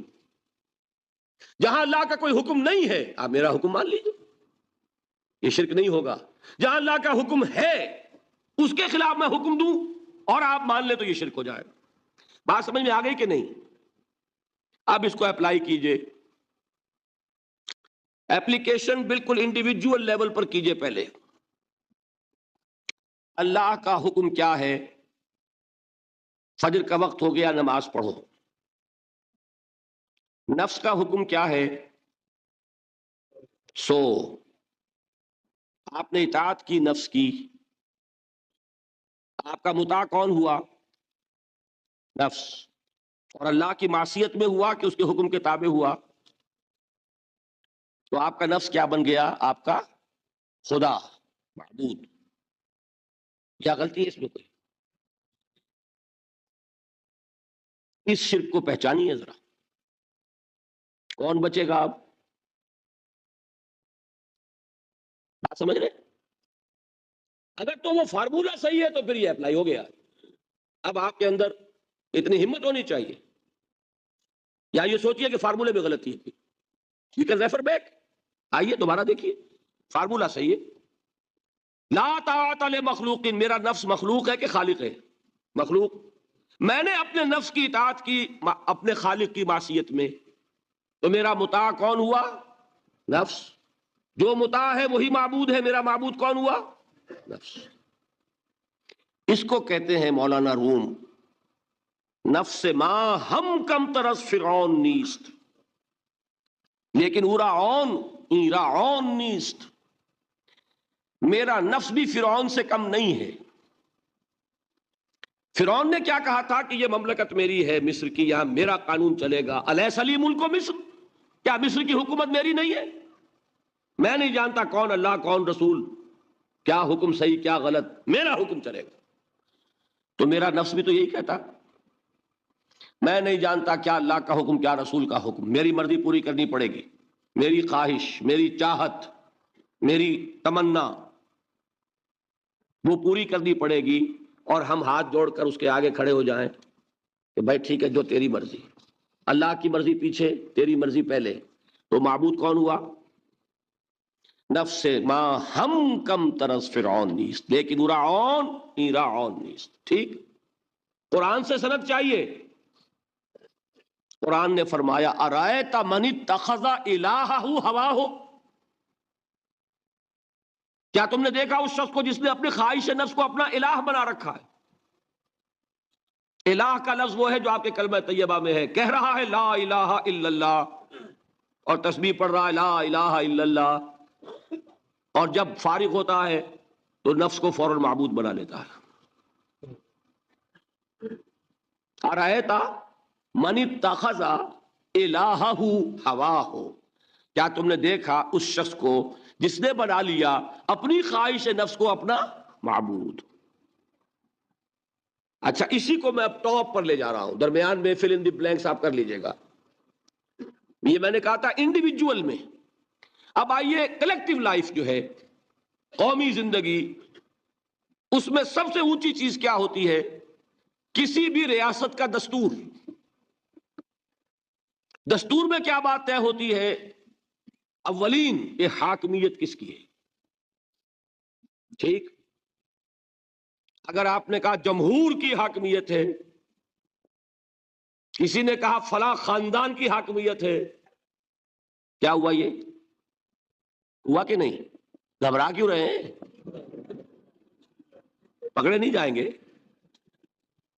بات تو صحیح کہیے. قرآن کیا کہتا ہے؟ ان الحکم الا للہ. قرآن کی آیت ہے کہ یہ نہیں ہے کہ تمہارا کوئی اختیار نہیں. تمہارا اختیار ہے، تم قانون سازی کر سکتے ہو، but within the limits of the injunction of the Quran and the Sunnah. اگر تم نے حاکمیت مطلقہ کا دعویٰ کیا، جو چاہوں حکم دوں، جو چاہے ہم قانون بنائیں، تو یہ حاکمیت مطلقہ ہے. اور یہی اس دور کا سب سے بڑا شرک ہے. قبر پرستی کا شرک سب کو معلوم، یہ شرک نہیں معلوم. جمہوریت ان اس ایسنس اس دنیا کا سب سے بڑا شرک ہے اس دور کا. Human sovereignty in any form, individual ہے تو شرک، اگر وہ پاپولر سوورنٹی ہے تو شرک. کوئی فرق نہیں واقع ہوتا. اقبال نے ایسی باتیں جو کہی ہیں وہ اصل میں اس دور کے شرکوں کو پہچانا اقبال نے، اس لیے کہ اس دور کے فلسفوں کو علماء نے پڑھا نہیں، وہ سطحی طور پر جو الفاظ ہیں ان سے کچھ بات سمجھ لیتے ہیں، گہرائی میں اتر کر فلسفہ کیا ہے، حاکمیت کسے کہتے ہیں، جمہوریت کسے کہتے ہیں؟ جمہوریت is popular sovereignty, know limits. جو بھی لیجسلیٹو اتھارٹی ہے، عوام کے نمائندے جو قانون چاہے بنائیں، وہ ہم جنسی کو جائز کرنا چاہے اختیار ہے. دو مردوں کو میاں بیوی کی حیثیت سے لائسنس دیں رہنے کے لیے، لیگل لائسنس جائز ہے، قانون ان کا مرضی ہے جو چاہے بنائے. They don't accept any limitation to their legislative authority. We are sovereign. کیا مطلب؟ ہم جو چاہے قانون بنائیں. یہی تو شرک ہے. کیا کہا اقبال نے؟ ہم نے خود شاہی کو پہنایا ہے جمہوری لباس، جب ذرا آدم ہوا ہے خود شناس و خود نگر. ابلیس کا ایک چیلا کہتا ہے کیوں گھبراتے ہو جمہوریت سے؟ وہی بادشاہی ہے، ہم نے اس کو جمہوری لباس پہنا دیا ہے. پہلے ایک آدمی بادشاہ ہوتا تھا، ایک ہوتا تھا فرعون، اب ساری قوم فرعون ہے. وہ فرعون کہتا تھا نا کہ میں جو چاہوں قانون بناؤں. I don't accept any limitation to my authority, but I am the sovereign. آج عوام کہتے ہیں فرق کیا ہو گیا؟ میں نے کہا تھا نا کہ 2 ٹن گندگی تھی وہ ایک کے سر پہ رکھی ہوئی تھی، آپ نے ماشا سب کو بانٹ دی، تو گندگی رہے گی، شرک تو شرک رہے گا. کوئی فرق نہیں نوعیت کے اعتبار سے. ہاں بادشاہت بھی ہو سکتی ہے جائز، اگر بادشاہ خود اللہ کا بندہ ہے، اللہ کے احکام کا پابند ہے اور اللہ کے احکام کو نافذ کر رہا ہو. داؤد بادشاہ تھے کہ نہیں؟ سلیمان بادشاہ تھے کہ نہیں؟ جمہوریت بھی ہو سکتی ہے جائز، بشرطے کہ جمہور یہ تسلیم کر لیں کانسٹیٹیوشن میں کہ ہمارا اختیار محدود ہے اللہ اور اس کے رسول کے احکام سے. اب وہ اسلامی جمہوریت ہو جائے. اسلامی بادشاہت تھی داؤد کی اور سلیمان کی. اسلامی جمہوریت اللہ کرے کہ واقعتاً حقیقتاً کسی ملک میں قائم ہو جائے، آج تک تو ہے نہیں، لیکن یہ کہ ہو جائے تو وہ اس دور کا تقاضا ہے. لیکن یہ کہ اگر ہے وہ بات کہ حاکمیت مطلقہ ہے عوام کی، تو گویا کہ عوام نے خدائی کا دعویٰ کیا. سروری زیبا فقط اس ذات بے ہمتا کو ہے، حکمراں ہے ایک وہی باقی بتانے آزری. جو کوئی بھی حاکمیت کا مدعی ہے وہ آزر کا تراشا ہوا ایک بت ہے، وہ فرد ہو یا عوام ہو، قوم ہو. ہاں اللہ کو حاکم مطلق مان کر اس کے احکام کے اندر اندر باہمی مشورے سے ایک نظام چلانا، یہ ہوگا صحیح اسلامی نظام. سمجھ میں آئی بات؟ اب آئیے دوسری چیز، محبت میں توحید کیا ہے؟ توحید فی المحبہ. یہاں بھی محبت کی نفی نہیں ہے. شوہر بیوی سے محبت کرے، بیوی شوہر سے محبت کرے، والدین اولاد سے کریں، اولاد والدین سے کرے، لیکن اللہ کی محبت سب سے بالا تر. یہ ہے توحید. کوئی ایک محبت بھی اللہ کی محبت کے برابر ہو گئی تو شرک، اور کوئی محبت اللہ کی محبت سے اونچی ہو گئی تو اب شرک سے اوپر کوئی لفظ ہمارے پاس ہے نہیں. میں نے کہا تھا نا کہ یہ تو ہماری زبان کی محدودیت ہے، ورنہ تو وہ شرک سے اوپر کا کوئی لفظ ہونا چاہیے نا. برابر ہو گئی تو شرک ہے.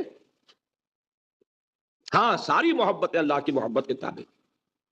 توحید کیا ہے؟ والذین آمنوا اشد حبا للہ. اشد، اہل ایمان وہ ہے جو اللہ کی محبت میں سب سے شدید ہے. یہ نہیں وطن سے محبت کرو کوئی حرج نہیں، گھر سے محبت کرو کوئی حرج نہیں، بیٹے سے کرو، اولاد سے کرو، مال سے کرو، کوئی حرج نہیں، لیکن مال کی محبت اللہ کی محبت کے برابر نہ ہو جائے یا اس سے اوپر نہ ہو جائے. اولاد کی محبت اللہ کی محبت سے اوپر نہ چلی جائے. وطن کی محبت، قوم کی محبت اللہ کی محبت سے اوپر نہ چلی جائے. جو محبت بھی اللہ کی محبت کے برابر ہوئی یا اوپر گئی، یہ شرک فی المحبت. اور محبت روح ہے عبادت کی، تو یہ کیا ہے؟ شرک فی العبادت. فارمولا ہے نا؟ اب اپلائی کیجئے ذرا.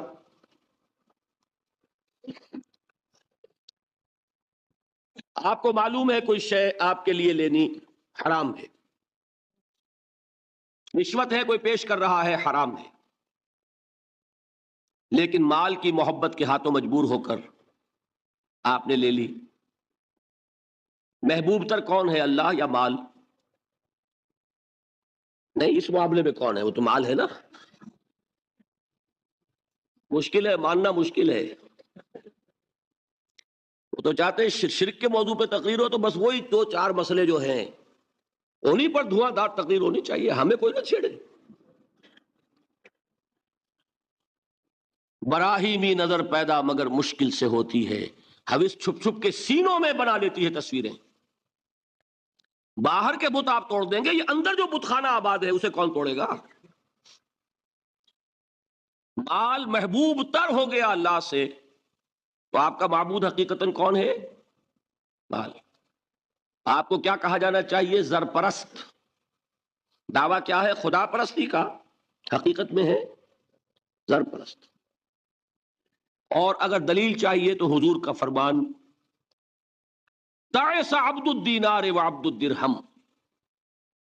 ہلاک ہو جائے یا ہلاک ہو گیا درہم و دینار کا بندہ. کون ہے درہم و دینار کا بندہ؟ جس کے لیے درہم و دینار اتنے محبوب ہو جائیں کہ وہ اس کے لیے اللہ کے احکام کو توڑ دے. تو وہ کس کی بندگی کر رہا ہے؟ دولت کی. نام کیا ہے؟ عبد الرحمان. حقیقت میں کیا ہے؟ عبد الدینار.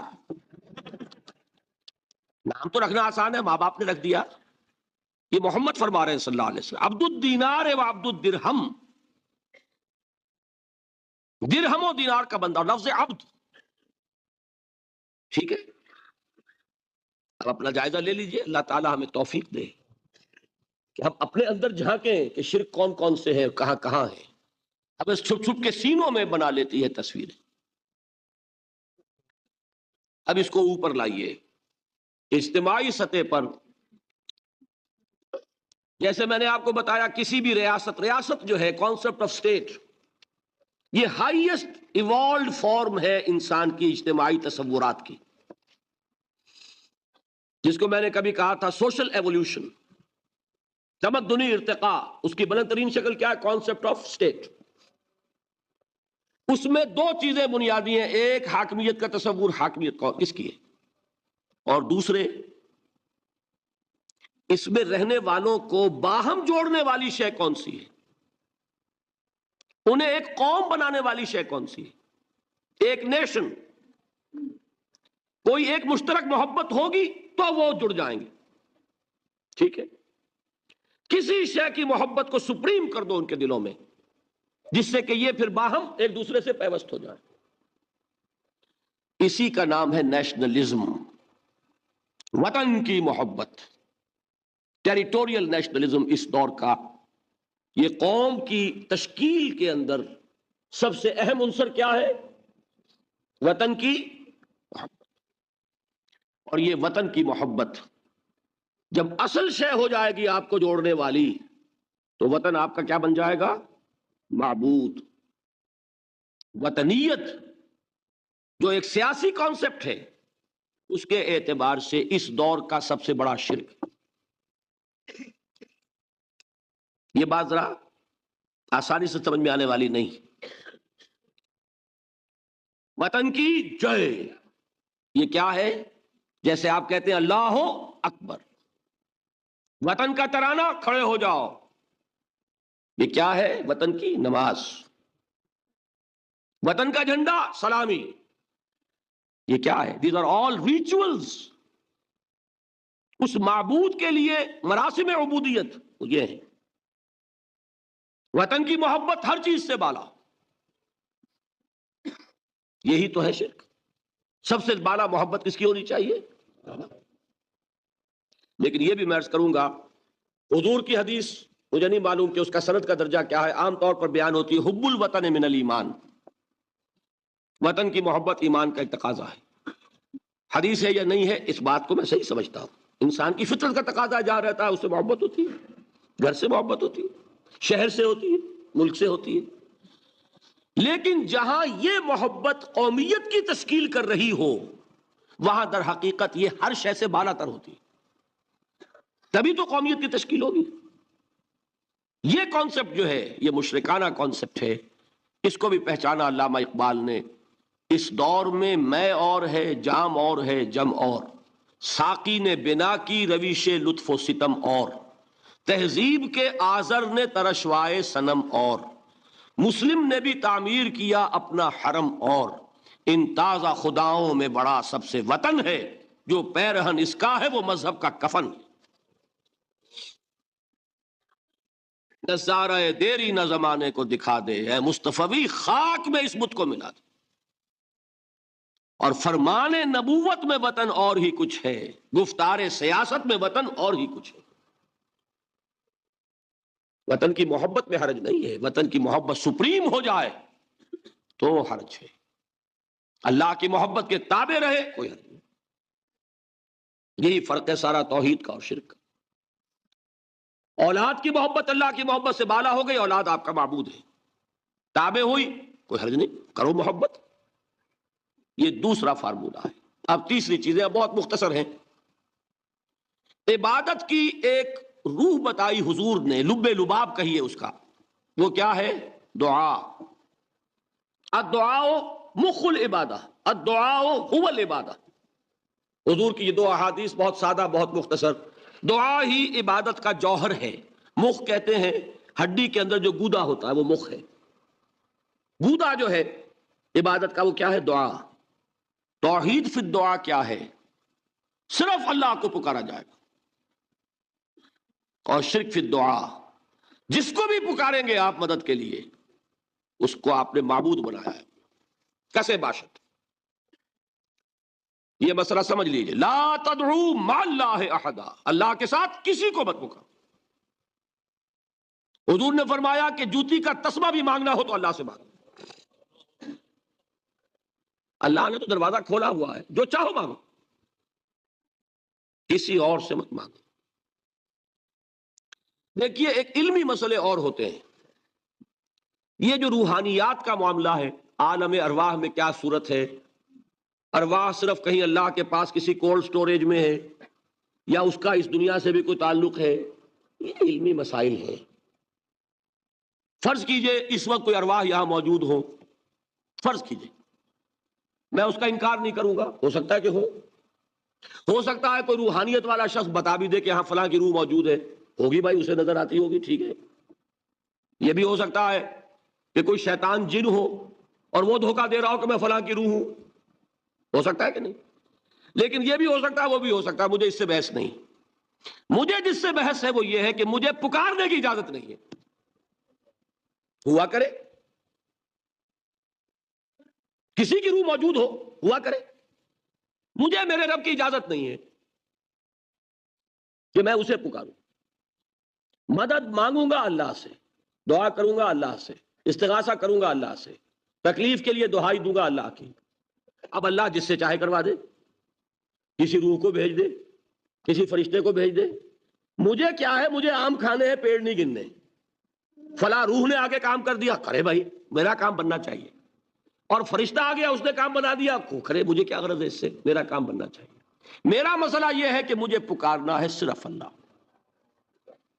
اللہ کو اس کی بھی قدرت ہے کسی کو نہ بھیجے, نہ کسی روح کو بھیجے, نہ ملائکہ کو بھیجے, بغیر کسی کے جو چاہے کر دے.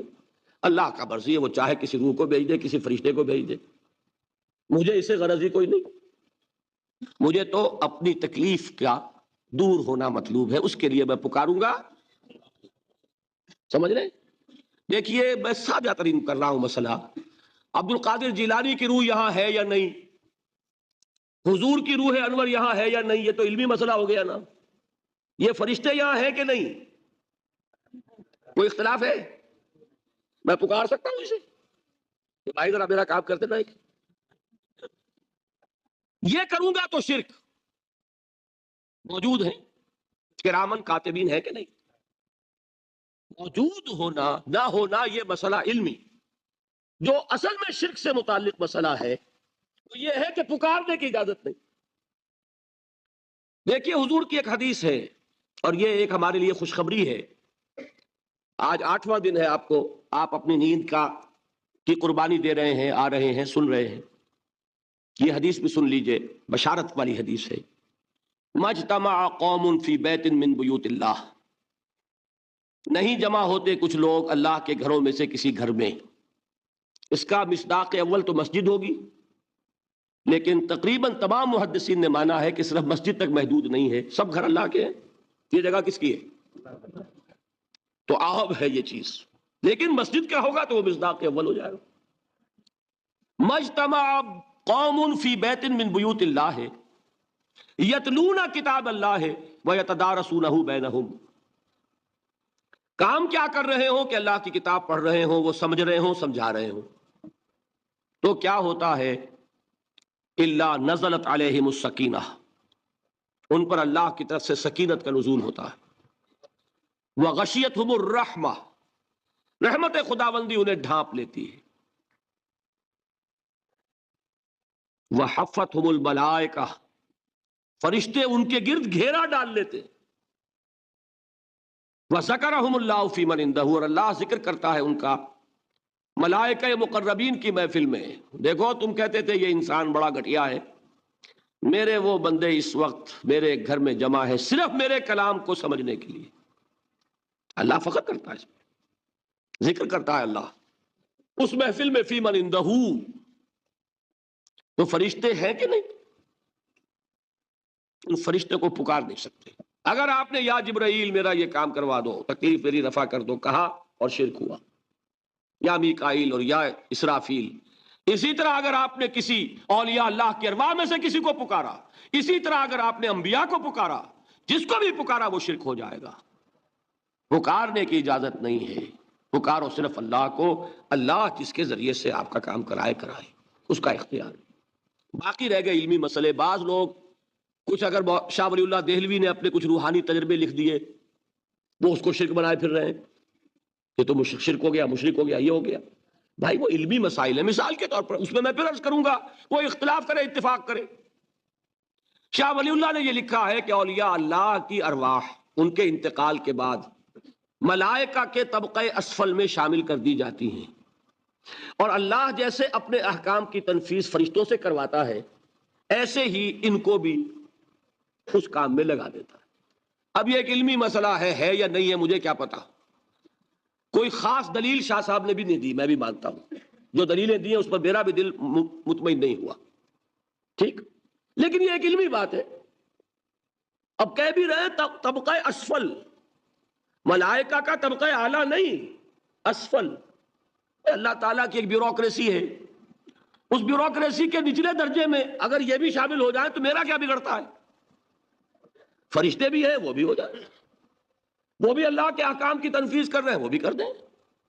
اصل مسئلہ یہ کہ مجھے اجازت نہیں ہے، میں طبقہ اعلیٰ کے فرشتے کو نہیں پکار سکتا، اسفل کو کیا پکاروں گا؟ میں جبرائیل کو نہیں پکار سکتا، سید الملائکہ انہیں نہیں پکار سکتا۔ یہ ہے اصل بات۔ نداء لغیر اللہ، اللہ کے سوا کسی اور سے دعا، کسی اور سے استغاثہ، استدعاء، استمداد، یہ استعانت، یہ ہے اصل میں شرک۔ لیکن یہ علمی مسائل کو علمی مسائل کی جگہ رکھیے، آپ کو اچھی لگے مانے، نہیں اچھی لگے نہ مانے۔ شرک اور توحید کی بات اور ہے، شاہ ولی اللہ مشرک ہو جائیں گے تو موحد کون رہے گا؟ احمد سرہندی مشرک ہو جائیں گے تو پھر موحد کون رہے گا؟ لیکن یہ کہ کچھ لوگ ہمارے ہاں، اللہ تعالیٰ انہیں ہدایت دے، پاکستان میں ہیں ایسے سرفرے لوگ جو ان سب کو مشرک قرار دے رہے ہیں، اور بڑے نہ معلوم کتنے بڑے موحد اپنے آپ کو سمجھتے ہوں گے، جن کے نزدیک اشرف علی تھانوی مہا مشرک، وہ تو مشرک نہیں مہا مشرک۔ اللہ تعالیٰ ہدایت دے، میں نام نہیں لیتا کسی کا، لیکن یہ جان لیجیے اصل غلطی کیا ہے کہ ان علمی مسائل کو یہاں لا رہے ہیں۔ وہ علمی مسائل ہے، کوئی مانے نہ مانے، مجھے بھی، میں نے آپ سے کہا کہ شاہ ولی اللہ کا میرے دل میں اتنا احترام ہے کہ میرے نزدیک دور صحابہ کے بعد امت میں جامعیت کے اعتبار سے سب سے چوٹی پر شاہ ولی اللہ۔ امام غزالی اور امام ابن تیمیہ کو جمع کریں گے تو شاہ ولی اللہ بنے گا، یہ میرا ہے خیال ہے، لیکن مجھے ان کی اس رائے سے اختلاف ہے۔ میں آپ سے کہہ رہا ہوں کہ مجھے کنونس نہیں کر سکے، ان کی دلیل جو ہے وہ مجھے وزنی نظر نہیں آئی، واللہ عالم بات ختم ہو گئی۔ لیکن معاذ اللہ ثم معاذ اللہ اس کو شرک قرار دے دیں۔ بات آ گئی تیسری سمجھ میں۔ چوتھی چیز، عبادت کے بعض مظاہر یا افعال ایسے ہیں جو صرف اللہ کے لیے خاص ہیں، مثلا سجدہ، نظر یہ صرف اللہ کے لیے، یہ وہ چیز ہے کہ غیر اللہ کے لیے کسی بھی نیت سے کیا جائے گا شرک ہو جائے گا۔ سجدہ تعظیمی کوئی قبر کو کر رہا ہے، کوئی اپنے پیر کو کر رہا ہے، اور درباروں میں بادشاہوں کو ہوتا ہے، اب بھی ہوتا ہے، کسی نیت سے ہو کسی کے لیے کیا جائے شرک ہے۔ یہی سجدہ تعظیمی تھا جس کا رواج تھا مغل دربار میں۔ یہ کورنش آپ تو کہتے ہیں نا اس سڑک کو جو ساحل کے ساتھ ساتھ چلتی ہے، وہ کورنش بجا لانا کیا ہوتا تھا دربار میں؟ رکوع سے بھی نیچے، یعنی رکوع اور سجدے کے درمیان ہوتا ہے آدمی جب وہ کورنش میں ہوتا ہے، اس طرح جھک کر آداب بجا لانا، یہ ان کے ہاں رواج تھا۔ لیکن دیکھیے اللہ تعالیٰ کا وہ بندہ جس کا نام احمد سرہندی ہے، مجدد الفسانی، امام ربانی، کس جرت کے ساتھ کھڑے ہوئے انہوں نے انکار کیا شرک ہے، حرام ہے۔ اب جو وہ مولوی تھے درباری، انہوں نے کانوں میں بادشاہ کے کان بھرے، بڑا باغی ہے، باغیانہ باتیں کر رہا ہے، اس کی پیشی ہونی چاہیے۔ عدالت میں پیشی ہو رہی ہے مجدد الفسانی کی رحمت اللہ علیہ، ان کے سر کو زبردستی جھکانے کے لیے راستہ ایسا بنایا گیا کہ بادشاہ کے سامنے پیش ہونے سے پہلے ایک کھڑکی میں سے گزرنا پڑے گا۔ کھڑکی میں سے تو سر جھکائے گا کہ نہیں، لیکن مجدد الفسانی ایسے گزرے، پہلے ٹانگیں نکالی پھر سے نکالا۔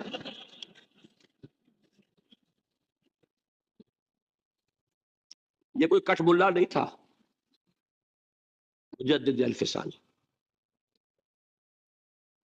گردن نہ جھکی جس کی جہانگیر کے آگے، جس کے نفس گرم سے ہے گرمی احرار، وہ ہند میں سرمایہ ملت کا نگہباں، اللہ نے بر وقت کیا جس کو خبردار۔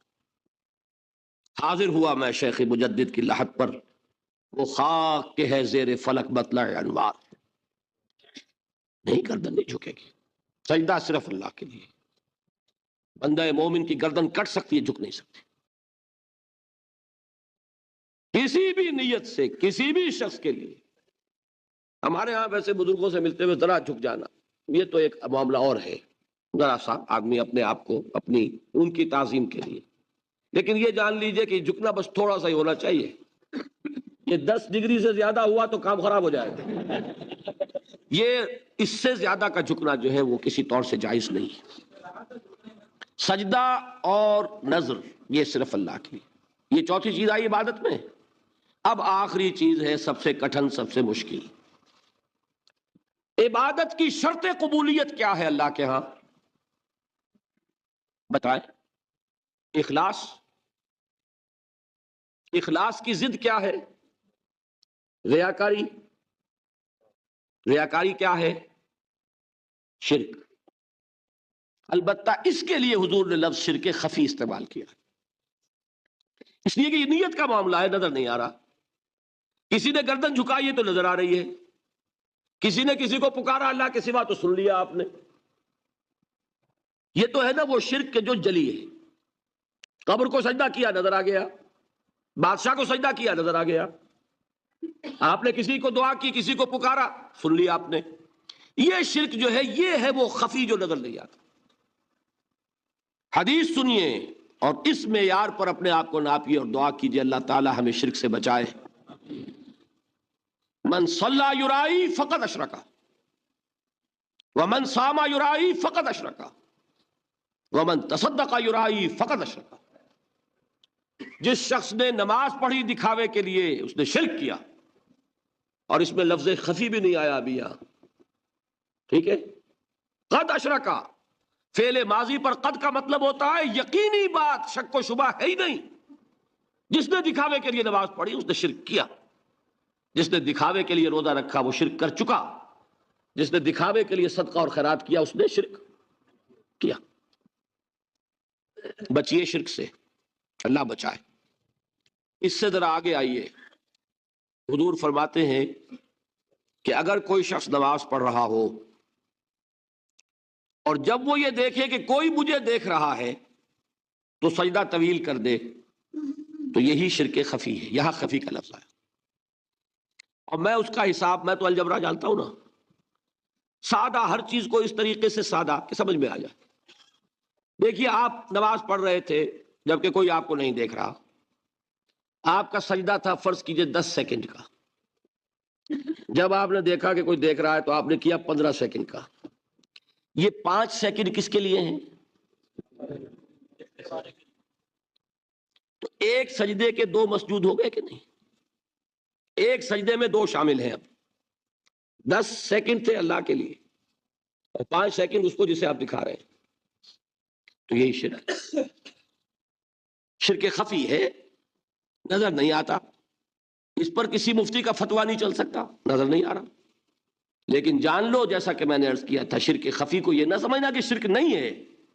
شرک نہ ہوتا تو حضور کبھی اس کے لیے لفظ شرک استعمال نہ کرتے. شرک تو ہے.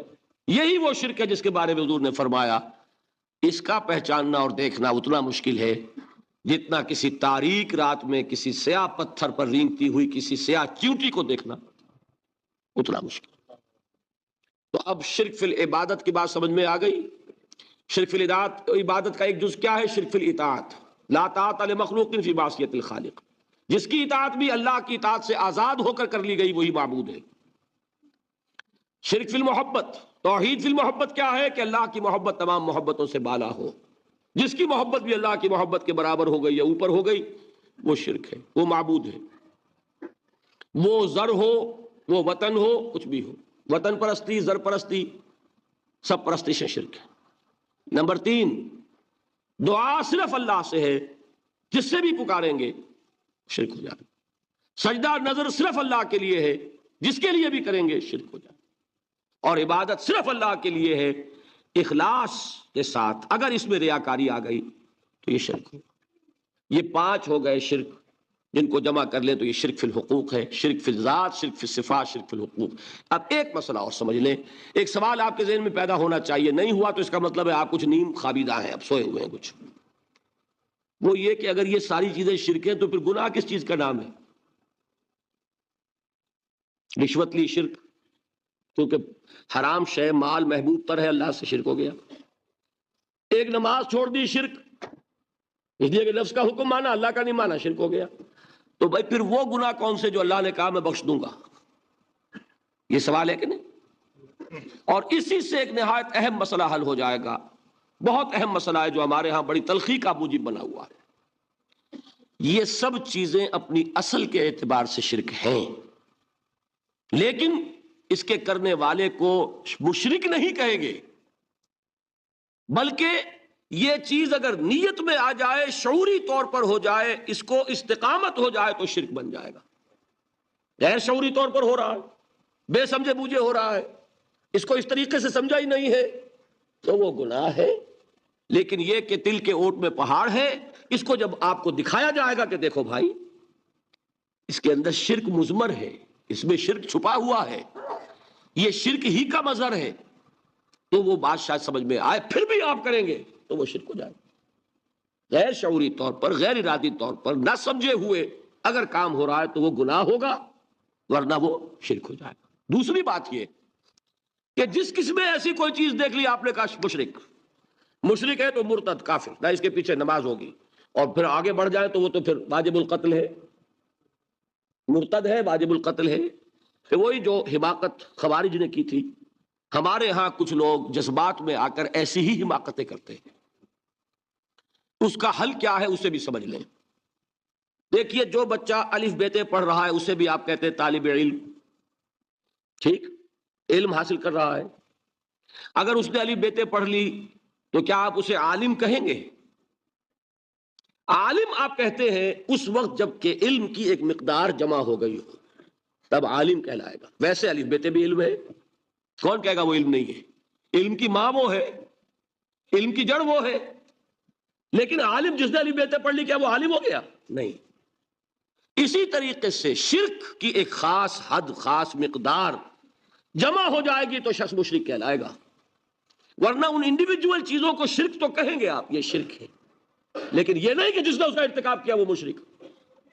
یہ ہے ہمارے ہاں کہ جو لوگ ایک دوسرے پر فتوے بازی میں بہت جلدی کر جاتے ہیں. چونکہ وہ یہ کر رہا ہے لہٰذا وہ مشرک کے پیچھے نماز نہیں ہوگی.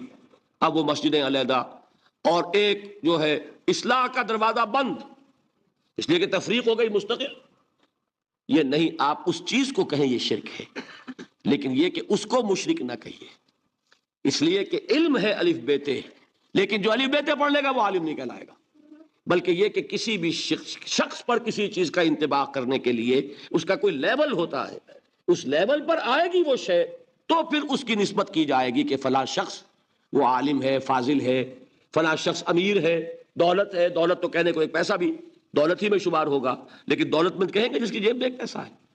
دولت مند، دولت کی ایک خاص مقدار جمع ہو جائے گی کسی کے پاس تو دولت مند کہلائے.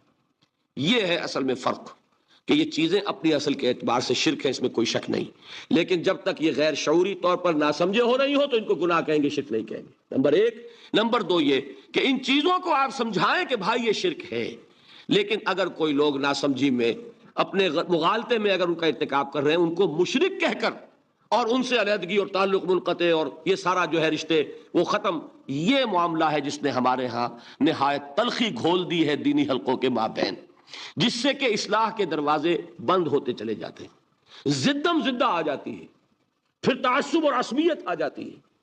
اگر آپ اس وسیع معنی میں سمجھائیں گے کہ نفس پرستی بھی شرک ہے، دولت پرستی بھی شرک ہے، ریاکاری بھی شرک ہے، اور اس میں آپ بتائیں گے غیر اللہ کی حاکمیت شرک ہے، وطن کی محبت اللہ کی محبت سے بالا تر ہو جائے تو وطن پرستی شرک ہے، یہ اگر آپ بتائیں گے تو ساتھ ہی اگر آپ بتا دیں گے کہ قبر پرستی بھی شرک ہے تو وہ مان لے گا کہ یہ صرف میرے اوپر ہی فتویٰ نہیں لگا رہا ہے، اس نے تو خود اپنے اندر بھی جھانکا ہے اور اپنے آپ کو بھی وہ ماننے کو تیار ہے کہ جب تک کہ انسان اس لیول پر نہ آ جائے کہ اس کی اطاعت مطلق صرف اللہ کے لیے، تمام اطاعتوں سے آزاد ہو جائے، اللہ کی اطاعت کے تابع اطاعتیں ہو، کوئی اطاعت اللہ کی اطاعت سے آزاد نہ ہو، تمام محبتوں سے اس معنی میں آزاد ہو جائے کہ کسی شے کی محبت اللہ کی محبت سے ور نہ ہو. اگر یہ معیار سامنے رکھیں گے تو آدمی آپ کی بات سنے گا، اس کے دل میں بات اترے گی. لیکن اگر چند مسائل جو بعض گروہوں کے درمیان وہ نزاع کا اور مناظرے بازی کا ایک موضوع بن گئے ہیں، اگر اسی کے اوپر ہیمر کریں گے تو اس میں ضد پیدا ہوگی، تعصب پیدا ہوگا، نتیجہ کوئی نہیں نکلے گا. اس کو سامنے رکھیے. آخری ایک صرف آیت سنا رہا ہوں اسی محبت کی، وہ سارا جو میں نے جہاد اور اقامت دین اس کی بحث کی ہے. آیت نمبر 24 ہے سورہ توبہ کی. قل، اے نبی ان سے کہہ دیجئے، ان کان آباؤکم و ابناؤکم و اخوانکم و ازواجکم و عشیرتکم و اموال اقترفتموها و تجارت تخشون کسادها و مساکن ترضونها احب الیکم من اللہ ورسولہ و جہاد فی سبیلہ فتربصوا حتی یاتی اللہ بامرہ واللہ لا یہدی القوم الفاسقین.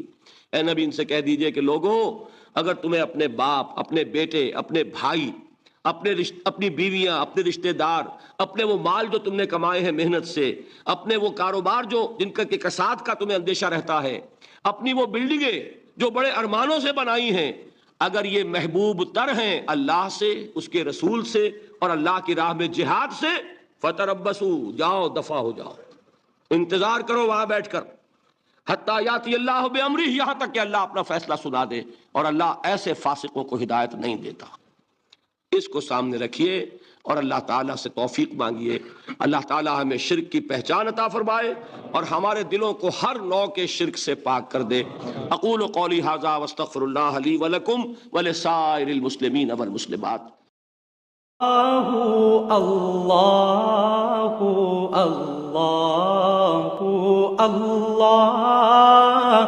اللہ اللہ اللہ